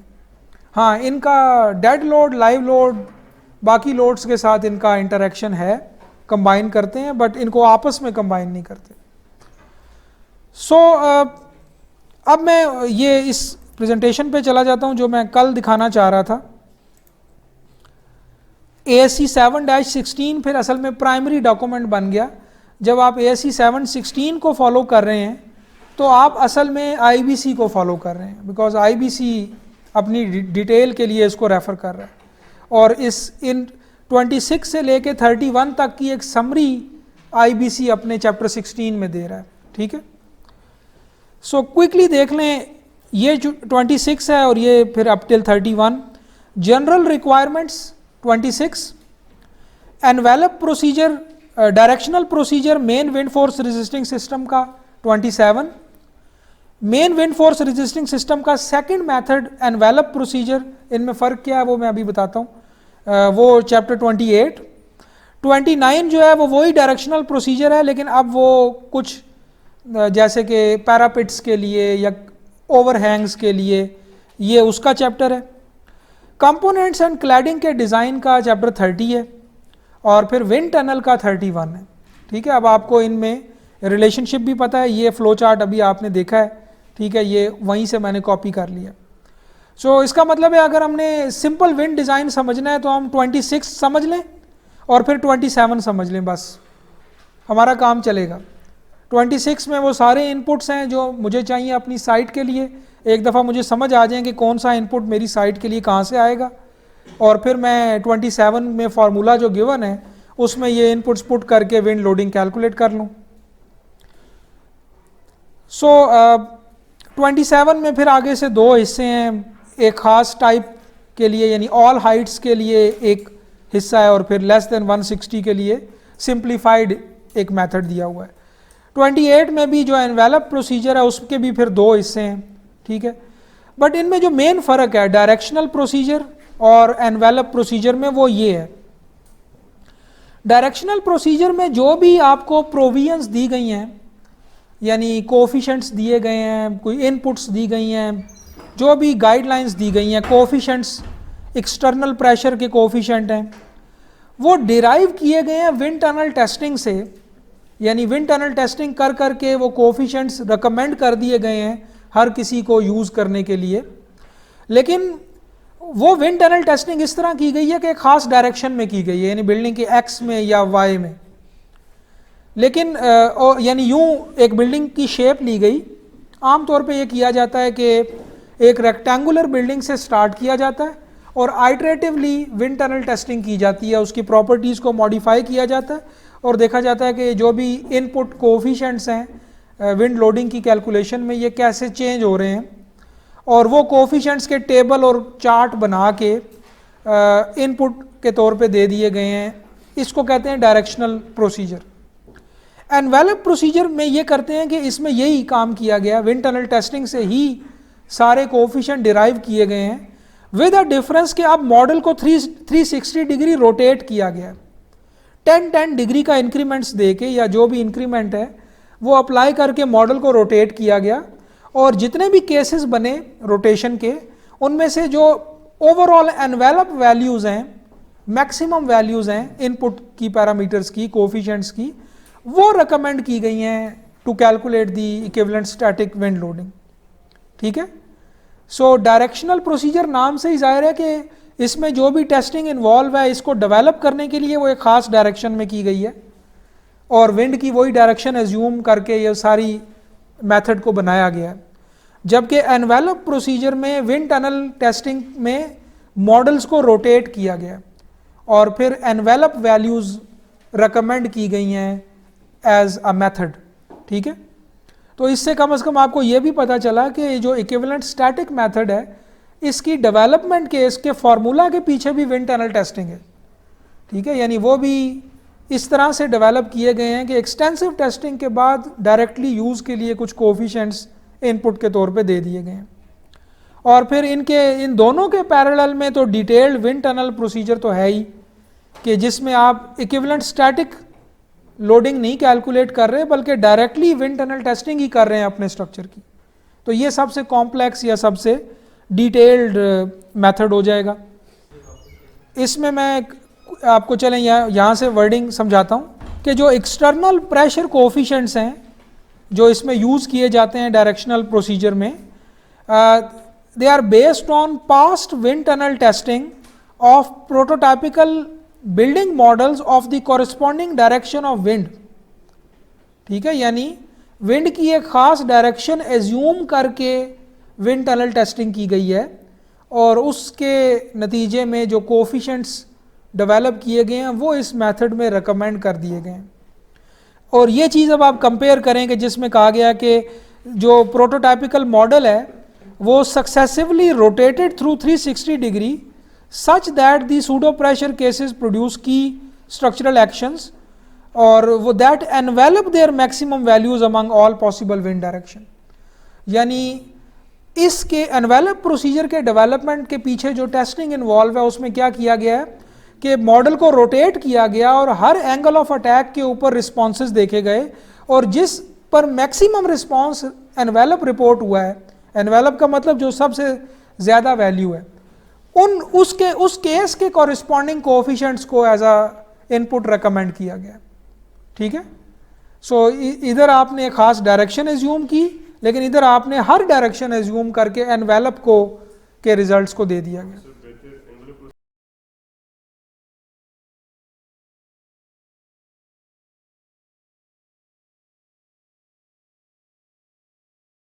असल में देखें, जब आप ये इक्विवेलेंट स्टैटिक फोर्सेस कैलकुलेट कर लेंगे तो कोड फिर आपको बताएगा कि ये किस डायरेक्शन में ये फोर्सेस अप्लाई करो।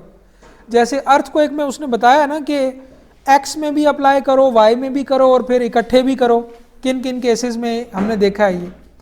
विंड के भी जब आपकी वो फोर्सेस कैलकुलेट हो जाएंगी हर फ्लोर के ऊपर, तो फिर आपको कोड बताएगा कि अब इनको एक्स में भी करना है, वाई में भी करना है, डायगोनल में भी करना है और फिर और भी कई केसेस हैं, तो वो आपको वो केसेस भी बताएगा। असल में 4 केसेस हैं जो कोड रेकमेंड करेगा।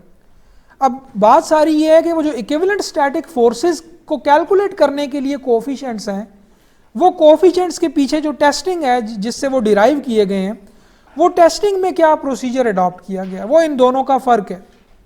डायरेक्शनल का फ़र्क है, उसमें मॉडल को एक ख़ास डायरेक्शन में रख के विंड को एक ख़ास डायरेक्शन में बस अप्लाई किया गया और बार बार अप्लाई करके पैरामीटर्स को चेंज कर करके देखा गया कि किन चीज़ों से वो विंड लोडिंग मॉडिफाई होती है और फिर वो सैम्पल वैल्यूज़ या यूँ समझ लें कि जो फाइनल आउटपुट है वो रिकमेंड कर दी गई to calculate equivalent static forces for your new building.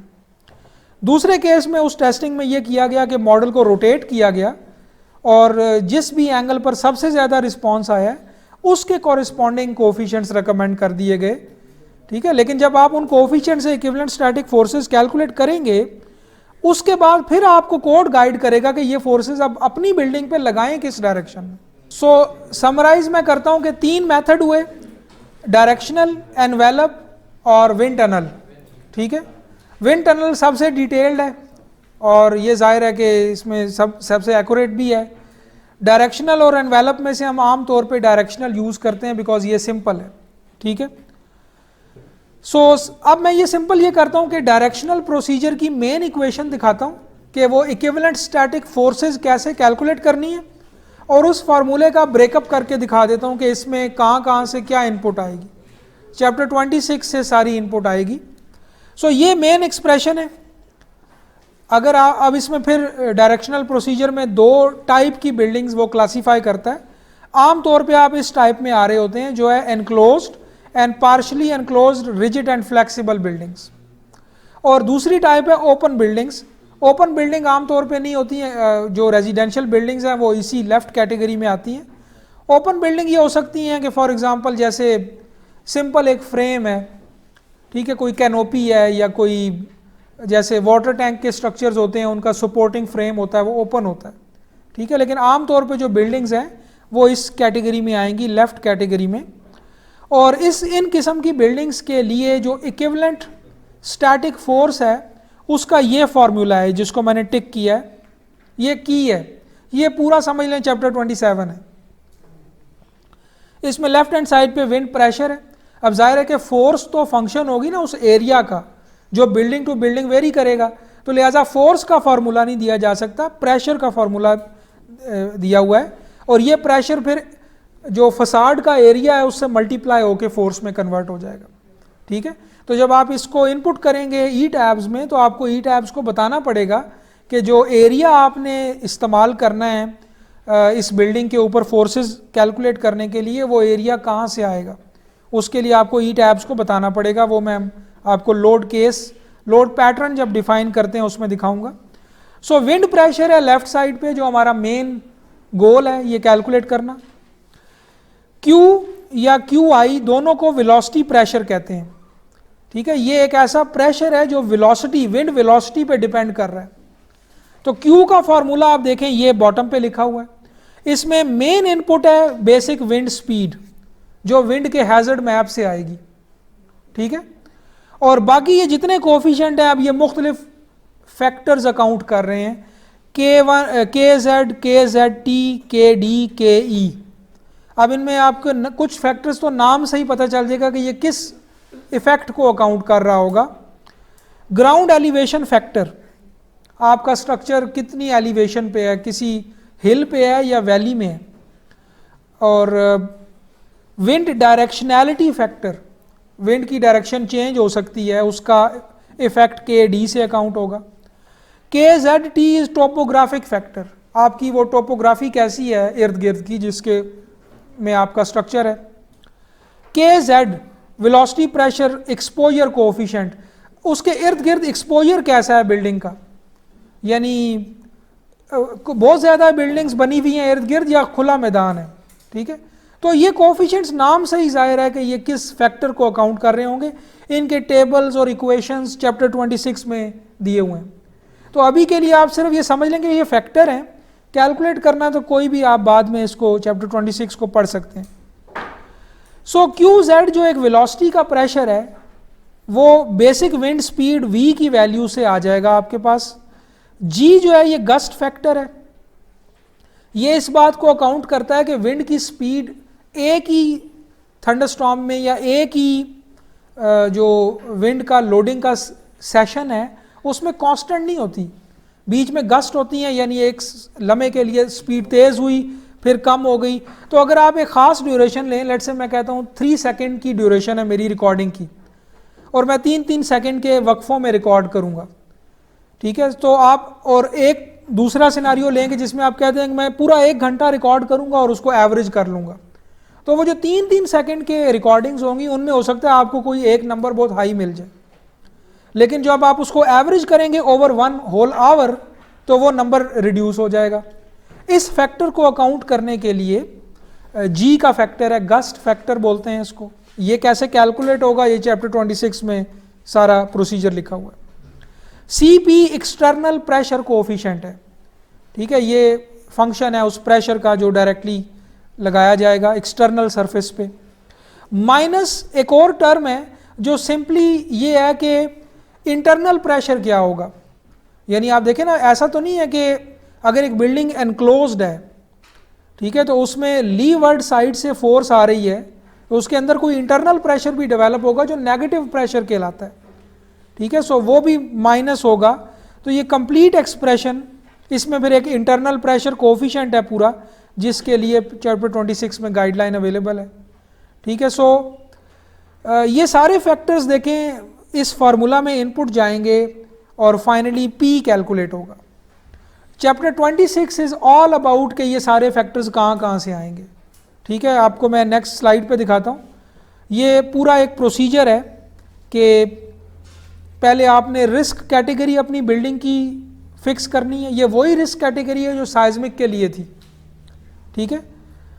और उस रिस्क कैटेगरी की बेस पर आपकी डिज़ाइन विंड स्पीड आएगी आपके विंड हैजर्ड मैप से, और वो चैप्टर ये 26 में ये फिगर्स हैं जो विंड हैजर्ड मैप है, ठीक है। अभी हमारे केस में, पाकिस्तान के केस में क्या होगा कि बस V डायरेक्टली 100 हो जाएगा, वो यूनिट्स में जो भी यूनिट्स रिकमेंड हुए हैं, ठीक है, यानी फिक्स हो जाएगा हमारे केस में। बट आइडियली V कहाँ से आना चाहिए, विंड हैजर्ड मैप से। और विंड हैजर्ड मैप में पहले आपको अपनी बिल्डिंग की रिस्क कैटेगरी चाहिए। सो मैं सिर्फ अंदाजे के लिए आपको दिखा देता हूँ कि ये विंड हैजर्ड मैप दिखता कैसा है, इसमें क्या चीज़ें आपने देखनी है। सो ये आई थिंक चैप्टर 27 में है, और IBC ने भी दोबारा से ये कॉपी किए हुए हैं हैजर्ड मैप, ठीक है। सो एक ये मिसाल देखें कि ये एक विंड हैजर्ड मैप है किसी एरिया का, पार्ट ऑफ US का। इसमें सबसे पहली बात तो ये कि ये जो कंटूर लाइन है ये विंड की स्पीड्स हैं, ये V की वैल्यू है, कैपिटल V की वैल्यू है। 2 डिफरेंट यूनिट्स में है, 150 और 67, ये 2 डिफरेंट यूनिट्स में है। ज़ाहिर है 1 किलोमीटर पर आवर होगा, 1 माइल में होगा। और या जो भी यूनिट्स हैं वो देख लीजिएगा। अब इसमें बॉटम पे आप मैप के बॉटम पे देखें तो वो कह रहा है कि ये जो वैल्यूज़ हैं v की वैल्यूज़, एक तो पहली बात ये 3 सेकेंड गस्ट स्पीड्स हैं, यानी ये ऐसे नहीं है कि इन जगहों पर आपने विंड स्टेशन लगाया और उस विंड स्टेशन ने जो मैक्सिमम नंबर दिया वो आपने उससे मैप बना लिया। 3 सेकेंड में, एक 3 सेकेंड की ड्यूरेशन में जो मैक्सिमम नंबर अचीव हुआ है इस नुक्ते पे, वो नंबर इस मैप में कंटूर लाइन से शो हो रहा है। इसको कहते हैं 3 सेकेंड गस्ट स्पीड। फिर ऐसा भी नहीं है कि ये स्पीड किसी भी हाइट पे नाप ली गई है, 33 फीट या 10 मीटर्स के ऊपर ये रिकॉर्डिंग ली गई है, ठीक है। और फिर ऐसा भी नहीं है कि ये किसी भी एक्सपोजर कंडीशन के लिए एक एक्सपोजर कैटेगरी है जो ASCE 7 डिफाइन करता है, ABCD, उसमें से जो C कैटेगरी है उसके लिए ये मैप बनाया गया। फिर इसमें एक और इम्पॉर्टेंट बात ये है कि ये मैप 700 ईयर्स के मीन रिकरेंस इंटरवल के थंडरस्टॉर्म के लिए या उसके लिए बनाया गया। यानी अब ये प्रोबेबिलिस्टिक डेफिनेशन है, 7% प्रोबेबिलिटी ऑफ एक्सीडेंस इन 50 ईयर्स, ठीक है, 7% प्रोबेबिलिटी ऑफ एक्सीडेंस इन 50 ईयर्स। ये एक मैप है। अगर मैं इसी के अगले वर्जन में चला जाऊं और फिर बॉटम पे देखूं तो आप देखें वो एक और मैप, एक और उसके लिए 3% प्रोबेबिलिटी ऑफ एक्सीडेंस के लिए, ठीक है। तो इसका, और इसमें अगर आप गौर करें कि क्या चीज़ चेंज हो रही है, ये जो 3% प्रोबेबिलिटी ऑफ एक्सीडेंस है ये 1700 ईयर्स के लिए है। सो इसमें जो चीज़ चेंज हो रही है दोनों मैप्स में वो बेसिकली बिल्डिंग की रिस्क कैटेगरी है।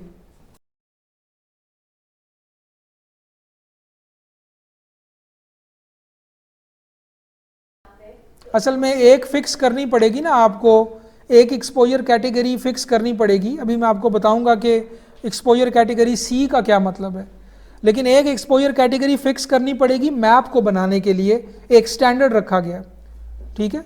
ये बिल्कुल ऐसे ही है जैसे साइज्मिक हैजर्ड मैप जो है वो बेड रॉक के लिए बनाया जाता है, सॉइल टाइप B के लिए बनाया जाता है और फिर उसको किसी और सॉइल टाइप के हिसाब से मॉडिफाई कर लेते हैं FA और FV फैक्टर के साथ। ये भी एक स्टैंडर्ड माना गया। यानी ऐसा नहीं, एक इसको कंपेयर करें ज़रा एक वर्ड से, मैं कहता हूँ hourly mean wind speed. Hourly mean wind speed का क्या मतलब है कि 1 घंटे में रिकॉर्डिंग लें, उसका एवरेज नंबर दे दें। ये नहीं है। 3 सेकेंड गस्ट का मतलब है एक 3 सेकेंड की ड्यूरेशन में जो मैक्सिमम नंबर आया है। तो रिकॉर्डिंग आप कॉन्टिन्यूस करेंगे लेकिन बाद में उसको 3-3 सेकेंड के टुकड़ों में देखेंगे और किसी एक 3 सेकेंड के टुकड़े में जो मैक्सिमम नंबर है वो 3 सेकेंड गस्ट है, ठीक। हाँ, किसी भी एक 3 सेकेंड की ड्यूरेशन में, ठीक है। सो ये एक स्टैंडर्ड माना गया। यानी विंड डिज़ाइन विंड स्पीड की ये डेफिनेशन रख दी गई, ठीक है। हमारे यहाँ जो पाकिस्तान मेट्रोलॉजिकल डिपार्टमेंट के विंड स्टेशंस हैं वो आवरली मीन विंड स्पीड देते हैं और कुछ तो ऐसे भी हैं जो पूरे 24 घंटे के बाद एक नंबर दे देते हैं जो कि यूजलेस है बेसिकली, ठीक है। सो आप एक घंटे की एवरेजिंग करें, आधे घंटे की एवरेजिंग करें, 3-3 मिनट की, 3-3 सेकंड की करें, इन सब का नंबर डिफरेंट आएगा बिकॉज एक्चुअल तो फ्लक्चुएटिंग स्पीड है ना। सो आपके ख्याल में 3 सेकंड गस्ट का नंबर हाई होना चाहिए या आवरली मीन विंड स्पीड का? 3 सेकंड गस्ट का, क्योंकि वो किसी एक 3 सेकंड में हो सकता है पीक आ जाए, लेकिन जब वो आवरली में एवरेज होगी तो वो नॉर्मलाइज हो जाएगी। तो फिर हमारे पास डिफरेंट कोरिलेशन फैक्टर्स अवेलेबल हैं जो एक ड्यूरेशन में रिकॉर्ड की हुई वैल्यू को दूसरी ड्यूरेशन में कन्वर्ट करते हैं। तो अक्सर यूँ होता है कि वो फैक्टर्स आपको बताते हैं कि आवरली वैल्यू अगर आपके पास है और उसको 3 सेकेंड गस्ट में करना है तो 1.5 से मल्टीप्लाई कर दें। बल्कि अगर आपको मैं बताऊं तो यही बेसिस हमने रखी है अभी बिल्डिंग कोड में, जो पुराने नंबर को हमने एम्पलीफाई किया है वो इस तरह किया कि पुराना नंबर हमने देखा कि वो आवरली मीन विंड स्पीड की बेस पे हमने दिया हुआ था और अभी नई डेफिनेशन 3 सेकेंड गस्ट की आ गई है। तो हमने वर्कआउट किया कि कोई एम्पिरिकल एक्सप्रेशंस लोगों ने प्रपोज किए हैं, क्योंकि हम तो PMD हमें वो डेटा रिकॉर्ड ही नहीं करती। और फिर ये भी बात कि ये स्टेशन 10 मीटर की हाइट पे होना चाहिए, PMD के स्टेशंस का कोई कहाँ पे है कोई कहाँ पे है, ठीक है। सो फिर हमने एम्पिरिकली वर्कआउट किया कि अगर आवरली मीन विंड स्पीड का ये नंबर है तो उसको 3 सेकंड गस्ट में कैसे कन्वर्ट करें, और फिर एक फाइनल रिकमेंडेशन अभी कोड में डाली है। बट हैज़र्ड मैप नहीं इस तरह का पूरे पाकिस्तान का, जिसमें विंड स्पीड्स के कंटूर हों और वो कंटूर उस स्पीड को कॉरेस्पॉन्ड कर रहे हों जो 3 सेकंड गस्ट हो और 10 मीटर पर रिकॉर्ड की गई हो। और फिर मोर इम्पॉर्टेंटली जो सबसे इम्पॉर्टेंट चीज़ है इसमें, जो मैं बता रहा था अभी, कि रिस्क कैटेगरी 2 के लिए जो मैप दिया गया है वो 7% प्रोबेबिलिटी ऑफ एक्सीडेंस इन 50 ईयर्स है, यानी 700 साल में एक दफ़ा आने वाले थंडरस्टॉर्म के लिए, ठीक है। लेकिन रिस्क कैटेगरी 3 में चले जाएं, ये देखें रिस्क कैटेगरी 3 में जो मैप दिया गया है वो 3% प्रोबेबिलिटी ऑफ एक्सीडेंस के लिए है, यानी 1700 साल रिटर्न पीरियड के थंडरस्टॉर्म के लिए। इसका मतलब है कि V की वैल्यू आपकी रिस्क कैटेगरी पे डिपेंड करवाई गई है। अगर बिल्डिंग बहुत इंपॉर्टेंट है, उसको ज़्यादा रिस्क है, ठीक है, इसेंशियल फैसिलिटी है, तो वो हाई रिटर्न पीरियड का जो मैप होगा उसमें से उसकी V पिक करेंगे, और अगर वो इंपॉर्टेंट नहीं है तो लो वाले में से करेंगे, ठीक है। सो ये भी एक कॉम्प्लेक्सिटी है जो हम नहीं कर सके। इसी के लिए तो विंड हैजर्ड असेसमेंट चाहिए। यानी ये ऐसे ही है जैसे एक मैप DBE लेवल का है, एक मैप MCE लेवल का है और एक SLE लेवल का है। जिस तरह अर्थक्वेक के लेवल्स हैं प्रोबेबिलिटी ऑफ एक्सीडेंस के हिसाब से या रिटर्न पीरियड के हिसाब से, इसी तरह विंड के लेवल्स हैं। और कोड ये कह रहा है कि अगर आपकी रिस्क कैटेगरी हाई होती जाती है तो हाई लेवल ऑफ विंड का जो मैप होगा वहाँ से V की वैल्यू लेकर आएँ, ठीक है। ये वो चीज़ है जो अभी हम पाकिस्तान के लिए नहीं कर सके और हमारे प्लान में है कि आगे करेंगे। सो यूँ विंड हैजर्ड मैप्स, हर रिस्क कैटेगरी का विंड हैजर्ड मैप इसमें अवेलेबल है ASCE 7 में US के लिए। सो अब मैं आपके सामने देखें, ये सबसे पहला स्टेप है कि आप अपनी बिल्डिंग का रिस्क कैटेगरी मालूम करें 1 से लेके 4 तक। आपको पता है ये ऑलरेडी कि ये चैप्टर 1 से ये टेबल आया है और ये साइज्मिक में भी इस्तेमाल हुआ है ये टेबल, और अभी ये विंड में इस्तेमाल हो रहा है। बिल्कुल ऑर्डिनरी सी बिल्डिंग है, कोई उसके फेलियर से ह्यूमन लाइफ को कोई थ्रेट नहीं है, रिस्क कैटेगरी 1 है।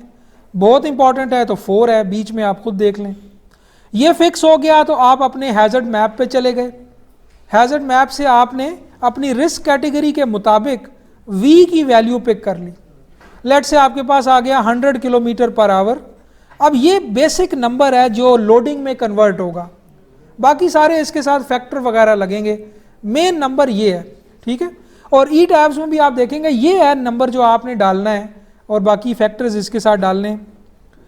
सो अब अगला स्टेप ये है कि ये मेन नंबर आ गया, अब इसके साथ जितने वो फैक्टर्स थे, डायरेक्शनैलिटी फैक्टर, टोपोग्राफिक फैक्टर, जितने फैक्टर्स वो आए थे स्टार्ट में, वो आप कैलकुलेट कर लें। उनके सब के लिए कोई ना कोई टेबल, इक्वेशन, गाइडलाइन अवेलेबल है। तो पहला देख लें, डायरेक्शनैलिटी फैक्टर्स है, उसका टेबल अवेलेबल है। अपनी बिल्डिंग टाइप देखें, स्ट्रक्चर टाइप, और फैक्टर पिक कर लें। अब मैं इसमें नहीं जाता कि इस फैक्टर को क्या चीज़ें अफेक्ट करती हैं, ये अपनी नेचर में बनाया कैसे गया है, वो सब डिस्कशन अभी छोड़ते हैं। वैसे एक मेरा डिटेल्ड लेक्चर इन स्लाइड्स पर है, ठीक है। ASCE 7 wind static wind load analysis लिखेंगे तो वो आ जाएगा, उसमें यही स्लाइड्स मैंने बहुत डिटेल से एक्सप्लेन की हुई हैं। अब उसके बाद फिर एक एक्सपोजर कैटेगरी है जो आपने अपनी बिल्डिंग के लिए सेलेक्ट करनी होगी। ये सारे फैक्टर फिर उस एक्सपोजर कैटेगरी पे डिपेंड करेंगे। एक्सपोजर कैटेगरी फाइनलाइज करने के लिए उससे पहले एक सरफेस रफनेस नाम की चीज़ है जो आपने पहले डिफाइन करनी होगी अपनी बिल्डिंग के लिए। सरफेस रफनेस जो है वो B, C और D होती है। B का मतलब है कि आपके इर्द गिर्द जो है ना अर्बन और सब अर्बन एरियाज हैं, वुडेड एरियाज हैं। C का मतलब है स्कैटर्ड ऑब्स्ट्रक्शंस हैं। D का मतलब है कि फ्लैट एरिया है, कोई खुला मैदान है, ठीक है। अब आप पहले ये क्लासीफाई करेंगे कि मेरे इर्द गिर्द एनवायरनमेंट कैसा है, सरफेस रफनेस कैसी है, क्योंकि सरफेस रफनेस जो है यानी एग्जिस्टिंग स्ट्रक्चर्स कैसे बने हुए हैं वो मेरी विंड स्पीड को मॉडिफाई करेंगे, विंड स्पीड की प्रोफाइल को मॉडिफाई करेंगे। सो पहले आप अपनी सरफेस रफनेस क्लासीफाई करेंगे, उसकी बेस पर फिर आप फैसला करेंगे कि मेरी एक्सपोजर कैटेगरी क्या बनती है, C बनती है, D बनती है, B बनती है। तो ये सारी डिस्कशन आपको चैप्टर 26 में मिल जाएगी। ये वहीं से सीधे सीधे स्क्रीनशॉट लिए हुए। सो अब फिगर्स के साथ भी एक्सप्लेन किया हुआ है कि रफनेस बी अगर इतने डिस्टेंस पर है आपकी बिल्डिंग से, ये आपकी बिल्डिंग है और आपने विंड की डायरेक्शन में देखना है कि कितने फासले तक रफनेस बी है। अगर वो फासला ग्रेटर देन 150 है और आपकी बिल्डिंग हाइट लेस देन 30 है तो आप एक्सपोजर बी में लाई कर रहे हैं। तो इस तरह के रूल्स हैं जो कोई भी देख के समझ सकता है कि आपने पहले अपनी रफनेस टाइप सेलेक्ट करनी है, फिर देखना है कि क्राइटेरिया देखने हैं कि अगर ये पूरा हो जाए तो आप एक्सपोजर कैटेगरी आपकी क्या बनेगी। तो एक्सपोजर कैटेगरी भी एक इनपुट है जो आपकी तरफ से सॉफ्टवेयर को मिलनी चाहिए, ये आप बताएंगे और ये बताएंगे इन गाइडलाइंस की बेस पे, ये जो गाइडलाइंस कोड में है और फिर उनको तस्वीरों से समझाया गया। इसी तरह एक्सपोजर कैटेगरी सी क्या होती है, डी क्या होती है, उसके रूल्स बने हुए हैं। ठीक है, मिसाल के तौर पे अगर आपकी बिल्डिंग की हाइट, अगर आपकी बिल्डिंग ये है और D1 डिस्टेंस में रफनेस डी लाई कर रही है तो आप बेसिकली एक्सपोजर कैटेगरी डी में है। सो D1 डिस्टेंस कितना है, ग्रेटर ऑफ 5000 या 20H, where H is your height of your structure. तो इस तरह के रूल्स बना दिए गए हैं जिनको देखकर आप अपनी एक्सपोजर कैटेगरी बता सकते हैं। उसके लिए आपको अपने इर्द गिर्द के एनवायरनमेंट चाहिए बेसिकली। फिर एक टोपोग्राफिक फैक्टर है जो इस बात को अकाउंट करता है कि आपकी बिल्डिंग हिल पर है, किसी रिज पर है, किसी वैली में है, उसके लिए वो फैक्टर फिर आगे से मज़ीद 3 फैक्टर्स पर डिपेंड कर रहा है। तो KZ असल में टोपोग्राफिक फैक्टर है जो फिर आगे से K1, K2, K3 पे डिपेंड कर रहा है। अब इनके लिए फिर आगे गाइडलाइंस हैं, ये K1, K2, K3 के लिए केसेस बनाए गए हैं, इक्वेशन बनाई गई हैं, तो ये आप समझ सकते हैं। ये वही चल रहा है K1, K2, K3 और फाइनली KZT निकल आएगा, यानी टोपोग्राफिक फैक्टर निकल आएगा।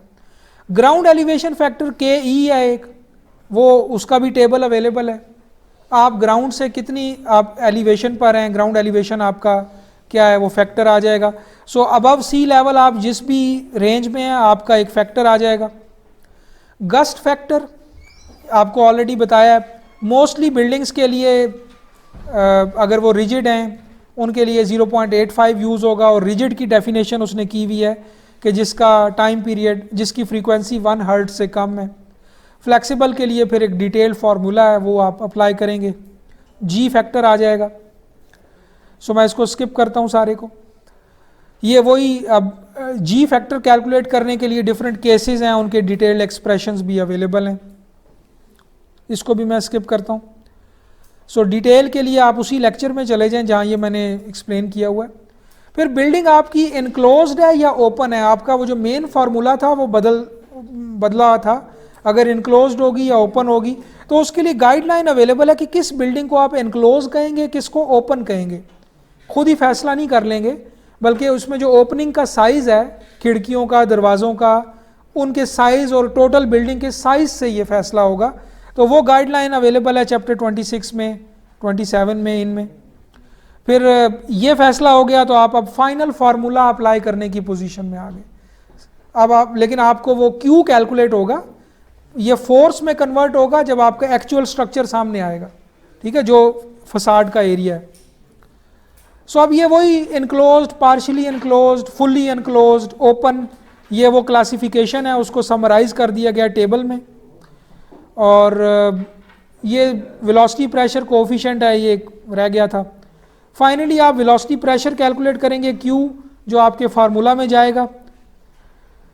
और फिर ये वही एक्सटर्नल प्रेशर कोएफिशिएंट CP या CN है, इसके लिए भी डिफरेंट केसेस हैं और हर केस के लिए टेबल्स अवेलेबल हैं। ये वो CP का टेबल है, इससे आप CP पिक करेंगे। CN जो नेट प्रेशर कोएफिशिएंट है वो इस टेबल से पिक करेंगे। अब मैं ये छोड़ता जा रहा हूँ कि ये टेबल में क्या क्या इनपुट वैल्यूज़ चाहिए, वो सारी आपके पास अवेलेबल होंगी पहले से। जो फ्लैट रूफ्स हैं उनके लिए ये कोएफिशिएंट कुछ और होगा, टेपर्ड के लिए कुछ और होगा। फाइनली आप इस फार्मूला पे वापस आ जाएंगे और सारे पैरामीटर्स इसमें पुट करेंगे और ये P कैलकुलेट कर लेंगे, जो आपका मेन चीज़ है जो आप कैलकुलेट करना चाह रहे हैं। और अगर आपकी ओपन बिल्डिंग है तो फार्मूला में थोड़ी सिंप्लीफिकेशन है, अगर आपकी ओपन नहीं है तो फार्मूला कंप्लीट वाला यूज़ होगा। अब एंड पे सिर्फ ये देख लें कि आपने इस फार्मूला से हर फ्लोर लेवल का फोर्स निकाल लिया उसके एरिया से मल्टीप्लाई करके, ठीक है। अब वो फोर्स स्ट्रक्चर पे अप्लाई किन किन डायरेक्शंस में करना है, जैसे अर्थक्वेक का हमने डिस्कस किया था कि पहले एक्स में करें फिर वाई में करें, और अगर अनसिमेट्रिकल है तो दोनों में इकट्ठा करें। उसी तरह की गाइडलाइन अब विंड के लिए भी है, और वो ये है कि आप इस फोर्स को जो अभी आपने इस फार्मूला से कैलकुलेट कर ली है, इसको 4 केसेस में अप्लाई करें, 4 दफ़ा अप्लाई करें, ठीक है। अब देखें, बिल्डिंग के एक्स में एरिया कुछ और हो सकता है, वाई में एरिया कुछ और हो सकता है। तो basically for the same Q value, sorry for the same P value, ये जो पी आपने कैलकुलेट किया है या ये पी कैलकुलेट किया है, आपका जो फोर्स कैलकुलेट होगा, अगर उसको मैं कैपिटल पी कह देता हूं, तो वो विंड फोर्स एक्स में कुछ और होगा, वाई में कुछ और होगा। तो बेसिकली पी डब्ल्यू एक्स और पी डब्ल्यू वाई कैलकुलेट होके आ जाएंगे जब आपके पास बिल्डिंग का आउटर एरिया भी आ जाएगा, ठीक है। सो पी डब्ल्यू एक्स और पी डब्ल्यू वाई आ गए। अब आपने इनको अप्लाई कैसे कैसे करना है। सो पहली गाइडलाइन तो ये है कि आप इसको इस तरह अप्लाई करें कि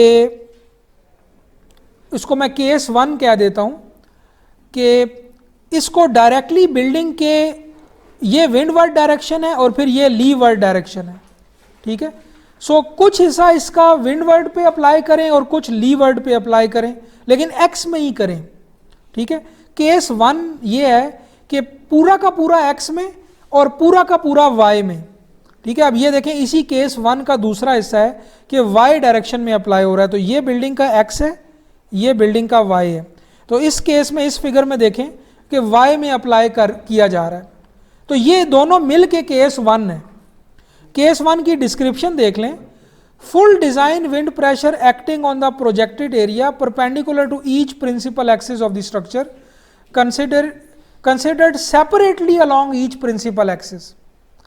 यानी उस टोटल विंड लोड को पूरा का पूरा एक्स में और अलग से पूरा का पूरा वाई में अप्लाई करें, ठीक है। ये है केस 1, ठीक है। आप इलास्टिक बिल्डिंग है तो आप बस एक्स में अप्लाई कर दें, यहाँ ड्रॉ करने के लिए उसको आधा इधर और आधा इधर दिखाया हुआ है, बट असल में तो जब रिजिड डायफ्राम होगा तो एक ही फोर्स होगी।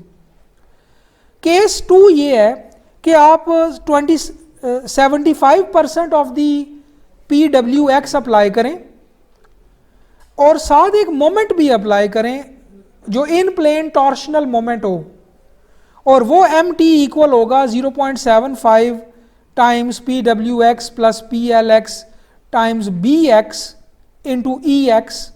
बी एक्स असल में डायमेंशन है और ई एक्स जो है वो एक्सेंट्रिसिटी है, ठीक है। सो अगर आप एक्स डायरेक्शन में फोर्स अप्लाई कर रहे हैं तो जो वाई डायरेक्शन की विड्थ है वो कैपिटल बी है, और 15% of that capital B is small E X, ठीक है।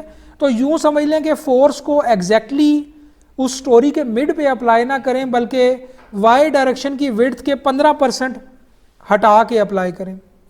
तो वही कॉन्सेप्ट जो इसेंट्रिसिटी का कॉन्सेप्ट था साइज्मिक लोडिंग में, वही यहाँ पर भी आ गया कि एक्सीडेंटल टॉर्शन थी ना वहाँ पे, कि एग्जैक्टली साइज्मिक फोर्सेस बिल्डिंग की जो स्टोरी है उसके सेंटर ऑफ मास पे अप्लाई नहीं करते थे, हम थोड़ा सा लेफ्ट और थोड़ा सा राइट पे करते थे, ठीक है, ताकि इस बात को अकाउंट किया जाए कि जब रियल में बिल्डिंग बनेगी तो उसका तो सेंटर ऑफ मास आपके मॉडल के सेंटर ऑफ मास से थोड़ा सा फर्क हो सकता है। तो उस चीज़ को अकाउंट करने के लिए लोडिंग के साथ, यानी लोडिंग में थोड़ी कमी कर दी गई, 0.75 कर दिया, साथ टॉर्शन ऐड कर दी थोड़ी सी, 15% इसेंट्रिसिटी के कॉरिस्पॉन्डिंग जो टॉर्शन है, प्लस माइनस दोनों में। यानी ये ऐसे ही है कि थोड़ा सा क्लॉकवाइज मोमेंट और फिर एक और केस है जिसमें काउंटर क्लॉकवाइज मोमेंट। यही काम वाई में भी करेंगे। जी जी, विंडवर्ड और लीवर्ड, ठीक है। बेसिकली इन दोनों का जो सम है वो टोटल एक्स फोर्स है, ठीक है। सो एक उसको विंडवर्ड कह दिया, एक लीवर्ड कह दिया। तो आप यूं समझ लें कि 75% of the total x force multiplied by the moment arm, ठीक है। इसी तरह वाई में भी यही है कि 75% of the total Y force times उसका मोमेंट आर्म, ये मोमेंट एम टी अप्लाई होगा in addition to 75% of the force also. तो फोर्स भी रहेगी 75% of the original value plus moment. तो ये केस 2 है, यानी ये एक और केस आपको दे दिया बिल्डिंग कोड ने कि लोडिंग को यूं करके भी अप्लाई करके देखें, और फिर इन चारों में से जो मैक्सिमम रिस्पांस प्रोड्यूस करेगा डिज़ाइन उस पर होगा। केस 3 ये है कि आप एक्स और वाई की फोर्सेस इकट्ठी अप्लाई कर दें, लेकिन सारी की सारी अप्लाई ना करें, मैक्सिमम ना अप्लाई करें, उनका 75% अप्लाई करें। तो बैक वक्त आपने एक्स में भी फोर्स लगा दी, वाई में भी लगा दी, लेकिन 0.75 of X and 0.75 of Y लगा दिया। ठीक है, ये एक केस आपको दे दिया कि साइमल्टेनियस एप्लीकेशन का केस। लेकिन दोनों डायरेक्शन की पीक, ऐसा तो नहीं होगा ना कि जब एक्स में एक लम्हे को फोर्स मैक्सिमम है विंड की तो वाई में भी मैक्सिमम हो। ठीक है, एक खास टाइम में एक खास डायरेक्शन ही होगी विंड की, तो जब उनको कंबाइन किया गया एक्स को और वाई को तो आपको 0.75 कर दिया गया। अर्थक्वेक में अगर याद करें तो जब आप कंबाइन करते हैं तो उसमें भी यही है, एक्स में लगा रहे हैं तो 30% ऑफ वाई, वाई में लगा रहे हैं तो 30% ऑफ एक्स। ये नहीं कि एक्स भी और वाई भी इकट्ठा पूरा पूरा, ऐसा नहीं है।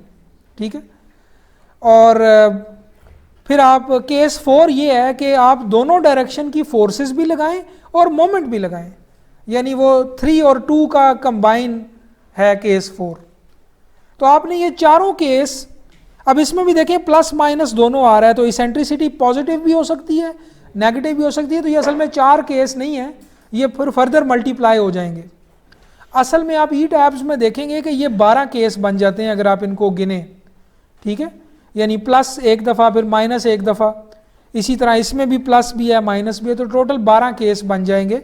असल में ये 4 सिनारियो हैं, विंड लोडिंग के सिनारियो आपको दे दिए कि ये डिज़ाइन सिनारियो हैं, इसीलिए इनको कहते हैं डिज़ाइन विंड लोड केसेस। सो अब आपने जो इक्विवेलेंट स्टैटिक फोर्सेस कैलकुलेट किए हैं वो इन 4 तरीकों से अप्लाई करें मॉडल पे, और ये अब जो 12 केस बन जाएंगे ना, जो कैपिटल W आ रहा है आपके विंड लोड कॉम्बिनेशंस में, वो बेसिकली एक एक रिप्लेस होना चाहिए। अब असल में जिधर भी अब कैपिटल W आ रहा है वहाँ पर आपको बारी बारी ये सारे केसेस एंटर करने चाहिए और फिर इनके एनवेलप के ऊपर डिज़ाइन होगा। ठीक है, ये बात समझ आई है आपको कि जो कैपिटल W है विंड, ये जो आपके डिज़ाइन लोड कॉम्बिनेशंस में जो बिल्डिंग कोड में कैपिटल W है, ये आपका वर्स्ट कैपिटल W है, जो इनमें से किसी को भी वर्स्ट हो सकता है। तो आप जिधर भी कैपिटल W आ रहा है वहाँ ये सारे केसेस बारी बारी रिप्लेस करेंगे। बट ETABS में इसके करने का एक ज़्यादा आसान तरीका है, ये 12 के 12 केसेस वो एक ही लोड केस के अंदर अप्लाई कर देता है, आपको ये मैनुअली अप्लाई नहीं करने पड़ते। सो अब मैं डायरेक्टली आपको वो दिखा देता हूँ, वो फॉर्म दिखा देता हूँ जो आपने फिल करना है ASCE 7-16 के लिए अगर आप विंड एनालिसिस कर रहे हैं तो। सो यहाँ पे दिखाने की बजाय मैं ETABS में डायरेक्टली दिखाता हूँ। सो ये वो एग्जांपल बिल्डिंग है, वही जिसके लिए हमने अभी साइज्मिक एनालिसिस का केस देखा था, इसी के लिए विंड का देखते हैं। अब इसमें आप देखें कि इस वक्त इसकी आउटर क्लैडिंग ड्रॉ नहीं हुई हुई। ठीक है, फिलहाल प्रोग्राम को अभी नहीं पता कि जब Q कैलकुलेट वो कर लेगा उस फार्मूला से, हमारी दी हुई इनपुट से, तो फिर वो उनको फोर्सेस में कैसे कन्वर्ट करेगा। तो ये तरीका हमने प्रोग्राम को अभी बताना है। ठीक है, सो जब आप हम डिफाइन में जाएंगे और लोड पैटर्न डिफाइन करेंगे और वहाँ पे विंड की टाइप सेलेक्ट करेंगे, लोड पैटर्न में गया मैं, और फिर उसके बाद मैंने उसका इसको पहले अनलॉक करना पड़ेगा, ये एनालिसिस में रन हुआ है, सो अनलॉक करता हूँ और फिर इसके बाद हम डिफाइन में जाएंगे लोड पैटर्न्स में, और मैं एक नया इसमें पैटर्न डिफाइन करता हूँ। लेट्स से मैं उसको कहता हूँ विंड। ठीक है, और उसकी मैं टाइप सेलेक्ट कर लेता हूँ विंड, ये टाइप है। जब मैंने टाइप सेलेक्ट की तो यहाँ पे ऑटो लेटरल लोड की ऑप्शन लाइव हो गई। यहाँ से मुझे कोड सेलेक्ट करना है, ASCE 7-16 सबसे ऊपर ही है, ये सेलेक्ट कर लिया और ऐड न्यू लोड कर दिया मैंने। अब ये एक नया लोड पैटर्न डिफाइन हो गया है, इसके साथ ही इसका केस भी डिफाइन हो गया होगा, आगे लोड केस भी खुद ही डिफाइन हो गया होगा। सो अब इसको मॉडिफाई करते हैं, मॉडिफाई लेटरल लोड में जाऊंगा। सो ये वो फॉर्म है जो अभी स्लाइड में भी आया था, इसमें आपने वो सारी इनपुट देनी है जो पी कैलकुलेट करने के लिए प्रोग्राम को चाहिए, ठीक है। और जब ये आप इनपुट दे के ओके करेंगे तो प्रोग्राम ने ऑटो लेटरल लोड कैलकुलेट कर लिए। अब जब एनालिसिस रन होगा, ये विंड का जो लोड केस आपका बन गया होगा, जब ये रन होगा तो ये लोडिंग अप्लाई हो जाएगी, आपको खुद से कुछ नहीं करना, ठीक है। सो ये फॉर्म एक दफ़ा देख लें, इसको फिल कैसे करना है। अब इसमें ये वो चीज़ है कि जो जहाँ से प्रोग्राम एरिया कैलकुलेट करेगा, यानी एक्सपोजर कैलकुलेट करेगा। एक्सपोजर का मतलब कि आपका वो एरिया कहाँ से आएगा। इसमें दो ऑप्शंस हैं, जिनमें से अभी सिर्फ मैं पहली एक्सप्लेन करता हूँ, बिकॉज दूसरी के लिए कुछ एडिशनल इंफॉर्मेशन देनी पड़ेगी। पहली ऑप्शन है exposure from extents of diaphragm, यानी प्रोग्राम को आपने ये कहा कि एक डायाफ्राम है, उसके बाद नीचे एक और डायाफ्राम है, इनके दरमियानी फासला असल में एक्सपोजर का एरिया कैलकुलेट करने के लिए यूज़ कर लो, ठीक है। सो बेसिकली आपने अगर डायाफ्राम डिफाइन किए हुए हैं, हर फ्लोर लेवल को सेलेक्ट करके उसको एक डायाफ्राम डिक्लेयर किया हुआ है, तो प्रोग्राम को समझ आ जाएगी कि ये 8-10 डायाफ्राम है और इनके दरमियानी जो एरिया है वो असल में एक्सपोजर का एरिया है, वो एरिया फोर्सेस कैलकुलेट करने में यूज़ होना चाहिए। तो आपको एक्चुअल क्लैडिंग ड्रॉ करने की ज़रूरत नहीं है प्रोग्राम को ये बताने के लिए, वो ज़रूरत पड़ती है अगर आप ये सेकंड ऑप्शन इस्तेमाल करते, exposure from frame and shell objects, तो फिर आपको वो शेल ऑब्जेक्ट्स ड्रॉ करने पड़ते जिनका एरिया प्रोग्राम को चाहिए होगा। तो अभी हम डायरेक्टली सिंपल वाली ऑप्शन यूज़ करते हैं, डायाफ्राम्स वाली। उसके बाद और इसमें एक शर्त है कि डायाफ्राम पहले से डिफाइन हुए हों, वो भी मैं आपको दिखा देता हूँ। विंड प्रेशर कोफिशेंट्स, वही सी पी सी एन वगैरह जो कोफिशेंट थे, वो आपने खुद से प्रोवाइड करने हैं या प्रोग्राम खुद ही वो टेबल वगैरह यूज़ करके कर ले। सो आपने कहा कि प्रोग्राम खुद कर ले, खुद से करेंगे तो यहाँ नंबर डालना पड़ेगा, प्रोग्राम कर दिया। विंड एक्सपोजर पैरामीटर्स में wind direction and exposure width, जब इस पर क्लिक करेंगे तो बेसिकली ये वो एरिया है जो प्रोग्राम ने कैलकुलेट कर लिया ऑटोमेटिकली आपकी ये फर्स्ट ऑप्शन सेलेक्ट करने की वजह से, ठीक है। ये आपकी स्टोरी नंबर है, स्टोरी के नाम आपने दिए हुए हैं ग्राउंड फ्लोर से लेके मे बी रूफ तक, और उन सब को आपने D1 डायाफ्राम असाइन किया हुआ है। अभी इस मॉडल के अंदर पहले से डायाफ्राम असाइन किया हुआ है, तो जब डिफाइन कर दिया तो उसके पास ये सारी डायमेंशंस आ गई, width, depth, X coordinate, Y coordinate. तो प्रोग्राम को पता चल गया कि मेरा वो एरिया क्या है जिससे मल्टीप्लाई करके मैंने फोर्स में कन्वर्ट करना है। तो ये टेबल अगर आप देखना चाहें तो देख सकते हैं। इसको यूज़र डिफाइन भी आई थिंक कर सकते हैं, अगर इसको यूज़र डिफाइन करें तो मैं ये नंबर तब्दील भी आई थिंक कर सकता हूँ, बट ये वो वैल्यूज़ हैं जो प्रोग्राम ने ऑटो कैलकुलेट कर ली हैं। लिखा हुआ भी है, देखें, auto calculated from diaphragm extents by the program, ठीक है। सो वो उसको डिफ़ॉल्ट रहेंगे। अच्छा, ये हैं वो केसेस, ASCE 7-16 फिगर 27.3-8, ये वो फिगर है जो अभी मैंने आपको 4 केसेस दिखाए हैं, ठीक है। सो अगर आप डिफ़ॉल्ट में देखें तो ऑप्शन सेलेक्ट हुई है क्रिएट ऑल सेट्स, यानी वो चारों केसेस इस लोड केस में जो मैं अभी लोड पैटर्न डिफाइन कर रहा हूँ इसमें सारे केसेस कवर कर लो, वरना अगर मैं चाहता हूँ तो केस 1, 2, 3, 4 में से कोई एक भी कर सकता हूँ। अगर आप क्रिएट ऑल सेट्स रखेंगे और फिर इस आई पे क्लिक करेंगे या सिर्फ कर्सर लेके जाएंगे तो आपके पास वो देखिए वो 12 के 12 केसेस जो 4 से फर्दर आगे 12 बन गए हैं, उन केसेस की एक समरी आ रही है। पहला कॉलम है सेट का, set number 1, 2 up to 12, angle 0-90 यानी एक्स में लगाएगा, वाई में लगाएगा। ASCE केस कौन सा बनता है, पहला, दूसरा, तीसरा, चौथा। E1 रेशो यानी इसेंट्रिसिटी जो E1 है या EX, और दूसरा कॉलम है EY। ये 2 नंबर आपने खुद दिए हुए हैं, ये नीचे 15% X में, 15% Y में, ये फिक्स हैं जो कोड ने आपको रिकमेंड किए हैं। यूज़र इनको चेंज भी कर सकता है, बट अगर आप देखें तो इसमें अगर लास्ट 4 रोज़ देखें, तो ये चारों रोज जो हैं वो असल में केस 4 की हैं, लेकिन असल में ये फर्दर 4 केस बन गए हैं, इसेंट्रिसिटी पॉजिटिव नेगेटिव, फिर दोनों नेगेटिव दोनों पॉजिटिव, ठीक है। सो ये 4 केस बेसिकली फर्दर बन गए हैं एक केस के। इसी तरह जो आखिरी 4 से ऊपर वाली 2 रोज हैं वो केस 3 है, उससे ऊपर वाली 4 रोज जो हैं वो केस 2 है, और पहली 2 रोज जो हैं वो केस 1 है। तो वो जो 4 केसेस थे ASCE के वो असल में फर्दर 12 केसेस में डिवाइड हो गए हैं या कन्वर्ट हो गए हैं।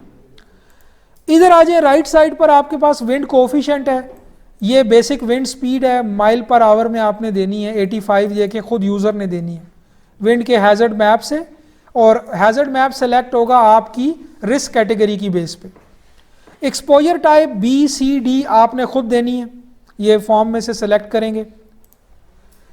Ground elevation factor KE, topographic factor KZT आपने खुद कैलकुलेट करके देना है, गस्ट फैक्टर G आपने खुद देना है, विंड डायरेक्शनैलिटी फैक्टर KD आपने खुद देना है। ये चारों फैक्टर देंगे।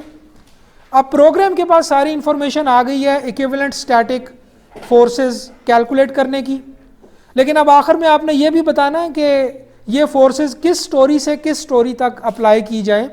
तो आपने टॉप स्टोरी भी सिलेक्ट करनी है, ज़ाहिर है इसमें वो मैंने बताया कि मम्टी वाली स्टोरी निकाल देंगे जो वाकई रियल आपका आखिरी रूफ है वहाँ तक लगाएंगे, और बॉटम स्टोरी भी आपने बतानी है। पैरापिट अगर इंक्लूड करना चाहते हैं तो वो भी करें, फिर उसमें पैरापिट की हाइट भी दे देंगे, आप इसको अनचेक ही रखें। ये सब चीज़ें करके जब मैं ओके करूँगा तो ये मेरा विंड का एक केस बन गया, सॉरी पैटर्न बन गया, जिसके कॉरिस्पॉन्डिंग एक केस भी बन गया होगा ऑटोमेटिकली। डिफाइन लोड केसेस में जाएंगे तो ये देखें वही विंड का एक खुद ही केस भी बन गया।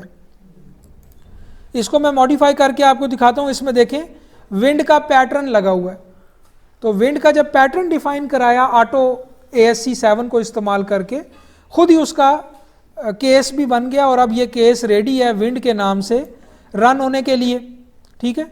सो जब आप रन करेंगे तो अब ये विंड भी अप्लाई हो जाएगी। तो इस एक केस में वो 12 सिनारियो हैं, ठीक है, जो आपको इसके बनाने में नज़र आ रहे हैं, ठीक है। X में भी लगाएगा, Y में भी इकट्ठा भी लगाएगा, फिर इकट्ठा भी लगाएगा और मोमेंट भी लगाएगा, चौथा केस जो था। अब इसमें लास्ट में एक चीज़ और देख लें कि वो जो डायाफ्राम्स आपने डिफाइन पहले से करने हैं ताकि प्रोग्राम वो ऑप्शन इस्तेमाल कर सके, वो ये है कि आप बारी बारी हर फ्लोर को सेलेक्ट करेंगे। लेट से मैं टॉप फ्लोर पे जाता हूँ, ठीक है, और लेट से मैं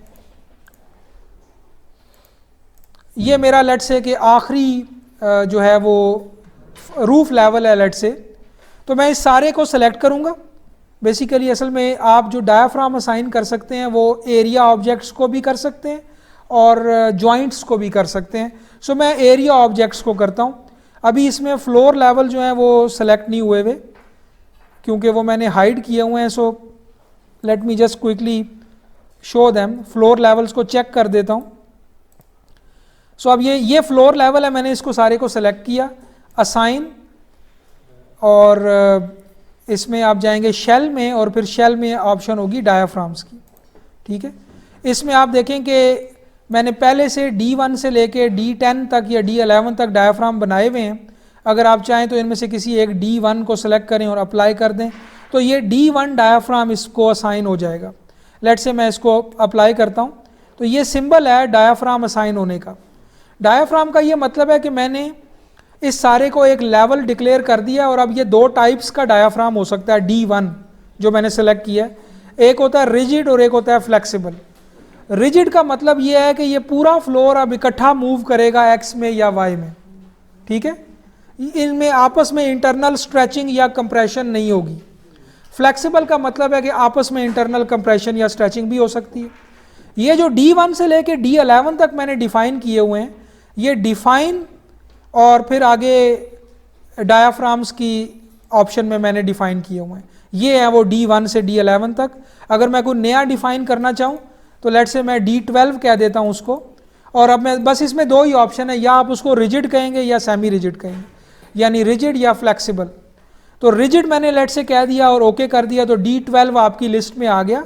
अब ये किसी भी फ्लोर लेवल को शेल ऑब्जेक्ट्स को असाइन होने के लिए रेडी है। तो अगर मैं एक स्टोरी नई ऐड करूं इसके ऊपर 12th स्टोरी, तो मैं एक D12 पहले डिफाइन करवाऊंगा और उसको सेलेक्ट करके उसको D12 असाइन कर दूंगा। तो प्रोग्राम को पता चल जाएगा कि इस स्टोरी के लिए जो एक्सपोजर का एरिया है वो D12 और D11 के दरमियान का एरिया, ठीक है। सो ये आपने पहले से ये लोड केसेस बनाने से पहले डायाफ्राम वाला काम करके रखना है, ठीक है, फिर ये ऑप्शन सेलेक्ट हो सकती है। जी